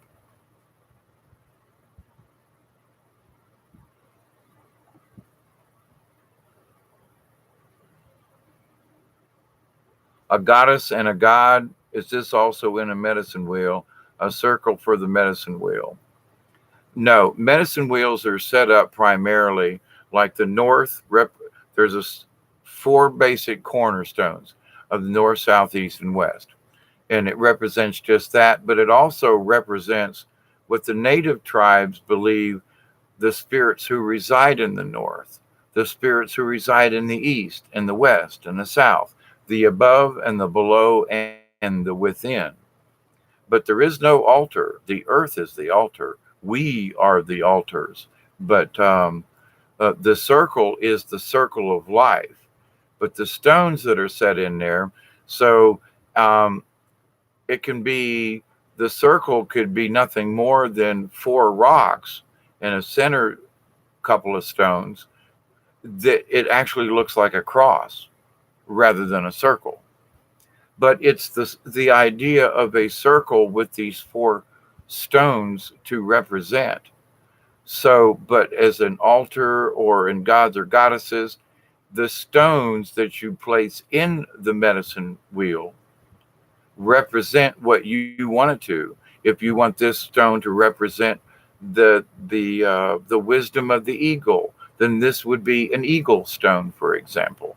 Or over here in this section, and you would put it in the section where eagles and birds and those type of spirits reside, which are more towards the north, for example. In the south, you're looking at old things and stuff. Maybe you would use a turtle symbol because they're slower in the nature and the south and it's hotter, blah, blah, blah. So you use the medicine wheel with natural things and the representation of natural animals and their energies. Um, they're the representation of the rock. So God or goddess, Mother Earth is the goddess. So the prayer is obviously to Mother Earth, and Creator is the God. So there's no, it's not necessary for any rocks to be devoted to them in any way, because the planet is Mother Earth, and the goddess, and above us is Creator, and all around us. So, but anyway, so it's a different philosophy in that respect, I think.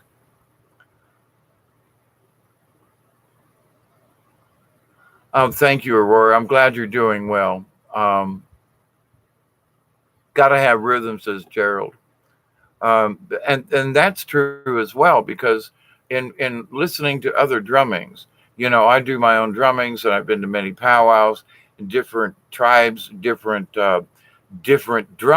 The people who do the drumming, these drums have different styles. So, but they're all drumming, and it's all for the same basic purpose: healing, the representation of Mother Earth, the heartbeat of Mother Earth, our heartbeats joining with the heartbeat of Mother Earth. It's man and earth and the elements coming together with the sound and the beating of the drum. The use of an animal skin, and the animal that you use, and the skin and the representation and the blessings and the honor that is put forth in this. It ain't just somebody sitting somewhere with a tambourine going, yeah, yeah, yeah, yeah. Oh, it's so much more spiritual. And so is a medicine wheel if you think of it in those terms. But it's not for sacrifice, although offerings can be made in medicine wheels. We'll seems like I'm getting into it a pretty good bit right now, but you're asking questions. So,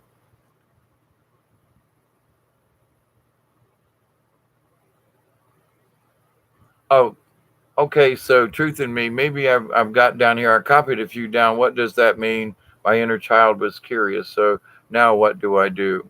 I need to have obviously a, a lecture podcast video on medicine wheels and the pros and cons.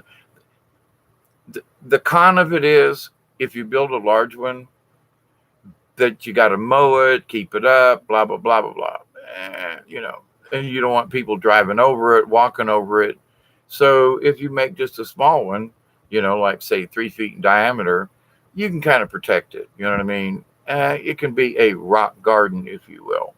But to the point though. Anyway, I guess this needs to be done sooner than later, huh? See, I asked you guys, maybe one day I'll just get on here and you'll ask me you give me a topic. So the topic is medicine wheels. Crystal literally, oh wait, it jumps. Dang. Literally, I've seen the damage done in people doing sigils without knowledge. Very dangerous. Thank you, Crystal. Trust in me was about protection. Sweet Pea says use the Alga's rune for protection, and there's a lot. You can come up with your own symbol for protection. I mean, if you draw a circle with an X in it or something, I don't. If you say that that's your protection symbol, that's yours. You know, and if somebody else can look at it or whatever, but if you put your energy and intent and whatever in it, call it a sigil, if you will, or symbol. If that's your symbol for it, nobody can take that away. It's your own personal power, but it can't. It's not necessarily going to work on some for someone or with someone else. But yeah, I agree with that. Truth of Me says, then I question, what about these entities that do not want to work with us? How do I how do I release the sigil? Erase it. I don't know where you got the sigil from, but burn it, change it, and sometimes burning ain't the right thing to do. I ran across that by accident. Yeah, thank you for the no altar. You're welcome. Crystal says it's like the watchtowers in Wiccan. I'm not quite sure what that means, but anyway. Gerald, cool. That intent will always get you. Yep. Chloe says, I'd like to find more information about these medicine wheels. Seems like a very cool thing to study. Truth of Me, I like the medicine wheel better than. Yes. Okay. Since I started this god dog conversation, hold that thought.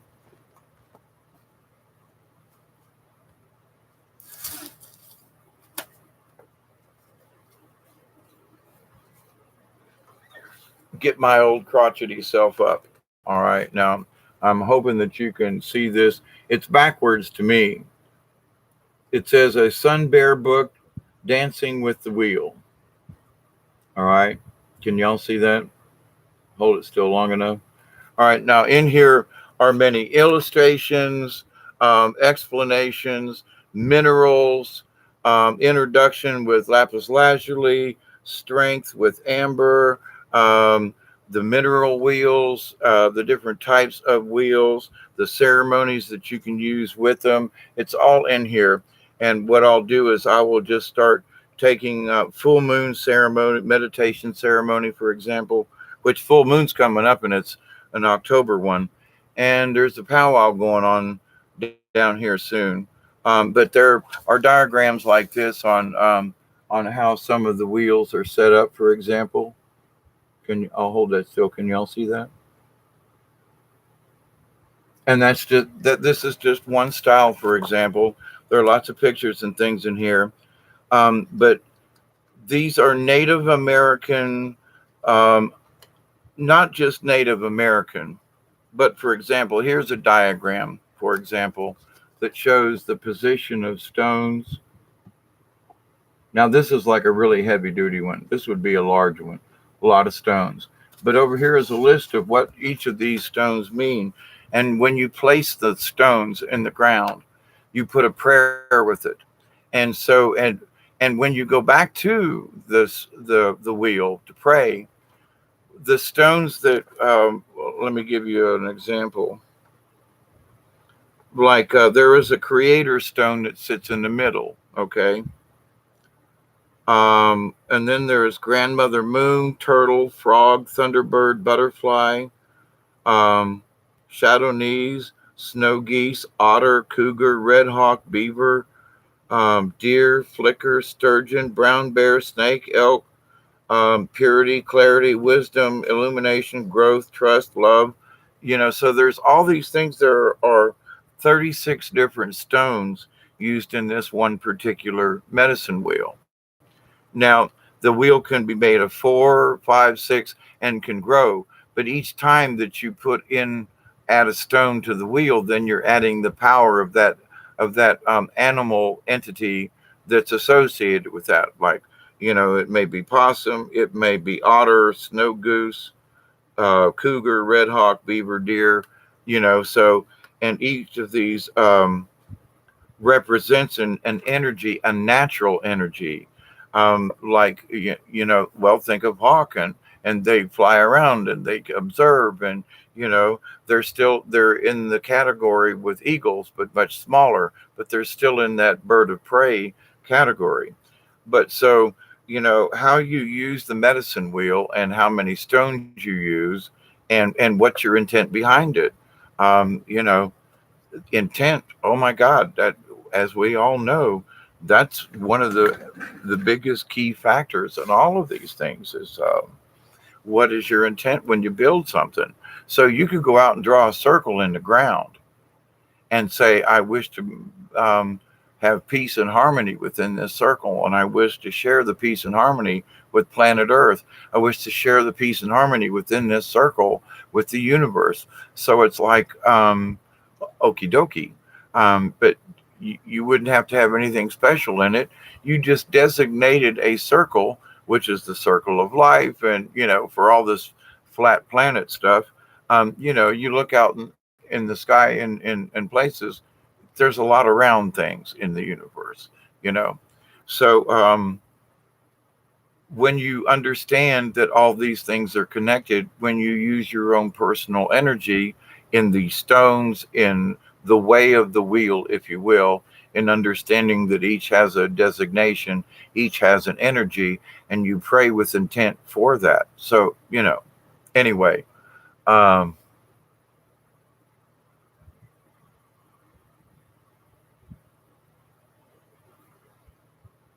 Aurora says, I actually do that with my orgonite pieces I make. Very good.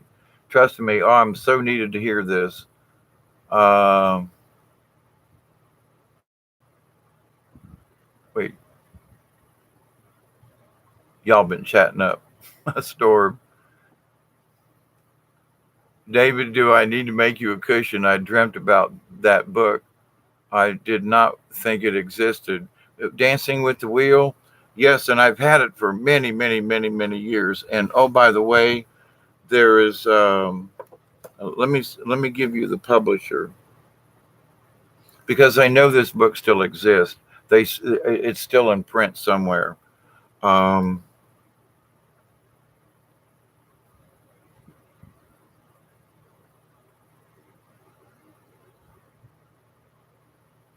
It's a Fireside Book, Schuster and Schuster. It says down here on the bottom. This book was $15. There's an ISBN number down here. But Dancing with the Wheel, a Sun Bear book. They put out, several books over the years. I think Sun Bear has actually passed away a few years back. The gentleman who was the writer of this, a lot of different nations came together to put this information, because the native nations felt it's so necessary that we start creating and respecting Mother Earth. This has been 25 years ago. I've had this book a long time. So, but anyway, but now just start catching up with other folks. So, but anyway, a cushion. No, I just have bad back issues and, sciatica issues. And when I say I got a butt cramp, it's my sciatica yelling at me. But thank you for the cushion. I got a bunch of them. It's not necessary, but thank you. How did I miss that? Golly. You copied down some sigils for protection. Okay, I had to go way back up. Holy crap. You guys have been talking like hell. I missed it. Man, you guys are great.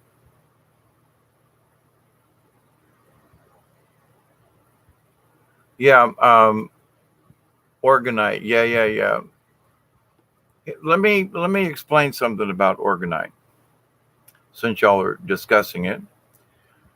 Let me give you a little bit of 10 cents about metals, for example. Now, people want to mix different kinds of metals. Ooh, I got some aluminum dust here, and I got some, there are people who are using, um, um, um, steel wool, for example, and they're putting in copper in here. But let me explain something to you. As a metallurgist and somebody who's worked with metal a lot of my life, you cannot mix metals. Okay. unless you separate them. They will rust and create a any two dissimilar metals. Now, this is natural chemistry kind of thing, but people say, well, if you use a steel rivet in aluminum, the aluminum will rust. What? Yes, aluminum does rust. Okay, it really does. It's just not like normal things. But if you put two dissimilar metals together, you're going to create an interaction in the metals themselves within the orgonite that ain't got crap to do with energy. So people who are mixing these different things together, you're going to end up with an electrical charge. It's going to rust one of the others inside the orgonite because it happens on the outside. It happens naturally. You put any two dissimilar metals together, stainless steel will try to rust, and the whole point of stainless steel is it doesn't rust, but it will if in the right circumstances, if it's in with a different type of metal, aluminum or copper or this or that, galvanized. So when you put things together, there are folks putting things together. They don't really know what they're doing. Now, I understand, well, I'm going to use this and their intention is good, but in the long haul, you may not want to mix some of these things together. Do a little check out there and just ask Google. Um, you know, look up dissimilar metals and like a zinc and these two will rust quicker than these two will. Now, to that point about orgonite, you could put in steel wool as long as you don't have something else touching it. Okay. The point is, if it's in the matrix of the whatever you're using for your base matrix, just don't mix them together. Don't mix aluminum and steel particles together. It's going to rust. It's going to create other things. And I think it's not going to work the way you think. So put in steel wool, a layer of stuff to keep the two from touching. Then I think you would have a better result of mixing the metals, but not together touching. Bad idea. Do some checking. But as an old metal worker and so forth, an engineer, I'm just saying, you may not end up with what you think, because of the natural order of stuff. These two metals are going to rust, and one of them's going to rust faster than the other. Will it set up an electrical type of thing? Yes. But if one rusts and sometimes it could rust in a year, it defeats the purpose because you just changed the chemical compounds of what you originally made. You know what I mean? Anyway, just saying. Just throwing stuff together may not be the best.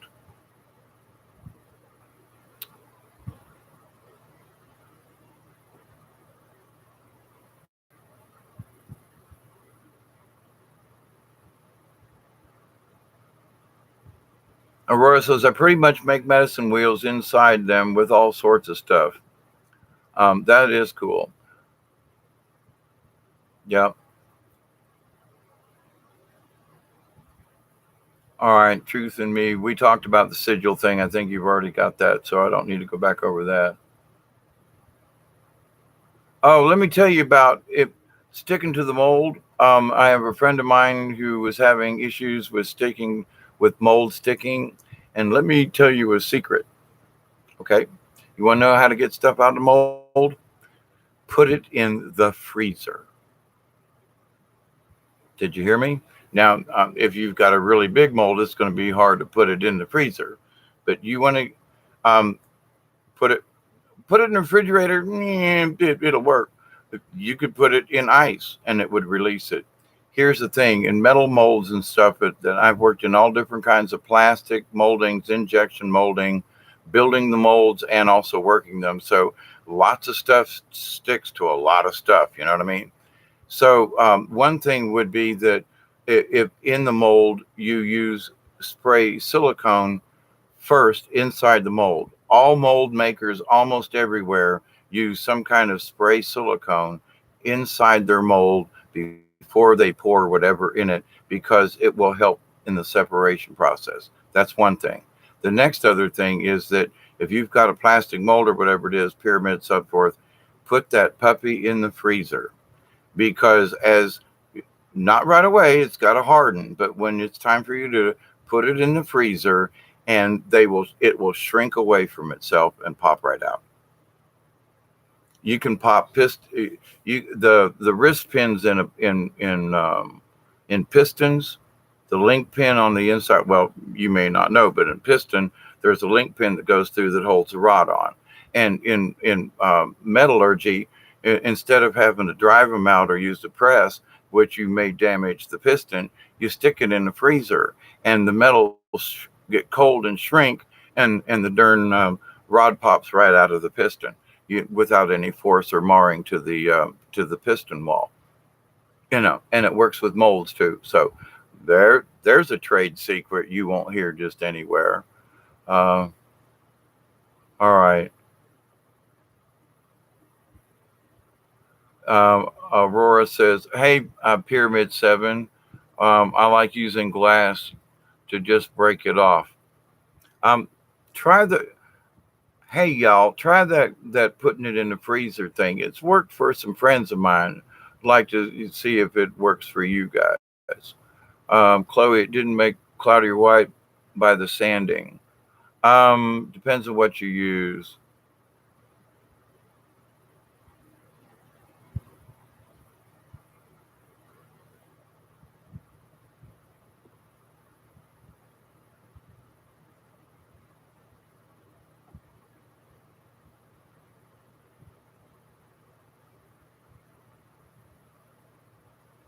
I'm trying to read back up. You guys been chatting the hell out of it. I think that's great.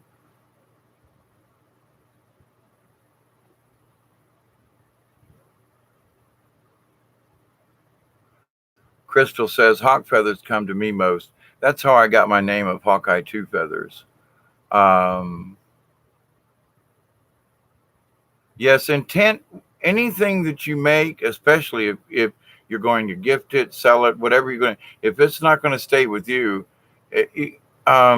your intent. Now, you don't necessarily have to know who you're making it for, and if you make it for yourself, it's always good intent too.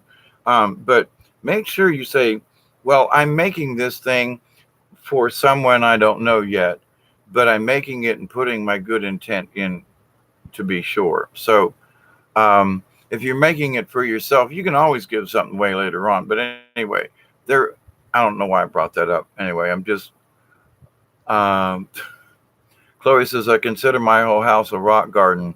You should see mine.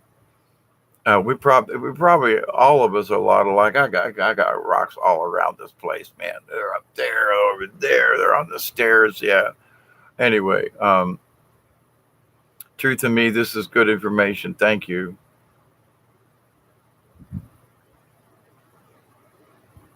Chloe says, I'm trying my hand at rock polishing. Started today. Rock polishing, um, toothpaste. Um, go to a jeweler's if you can find one and get jeweler's paste.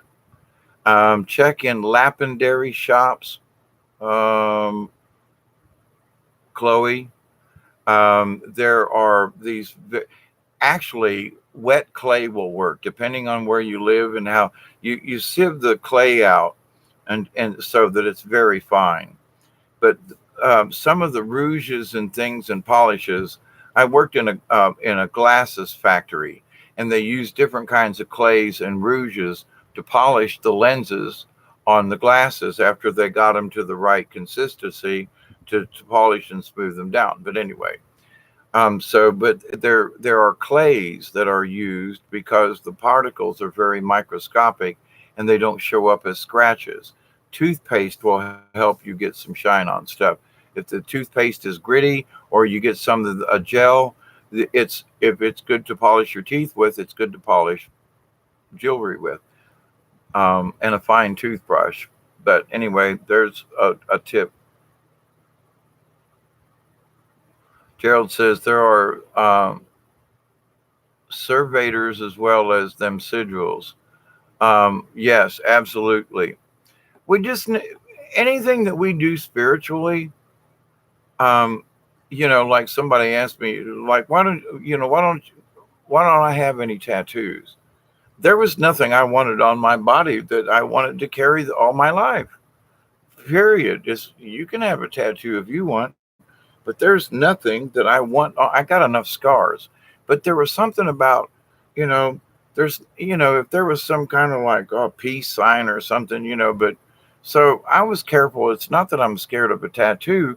I just don't know if I want the damn thing all my life. So you create a sigil or you create a certain thing. Are you sure you want this? And for how long do you want it? You have to ask the question why. So, me, I got to just throw that in there. Crystal, alrighty, my eyes are burning, going to bed. Okay. I so thoroughly enjoyed this chat with you, David, and each of everyone. Thank you, Crystal. And I'm fixing to go too as well. But I'm reading down through here. Steel robs the area of life. What?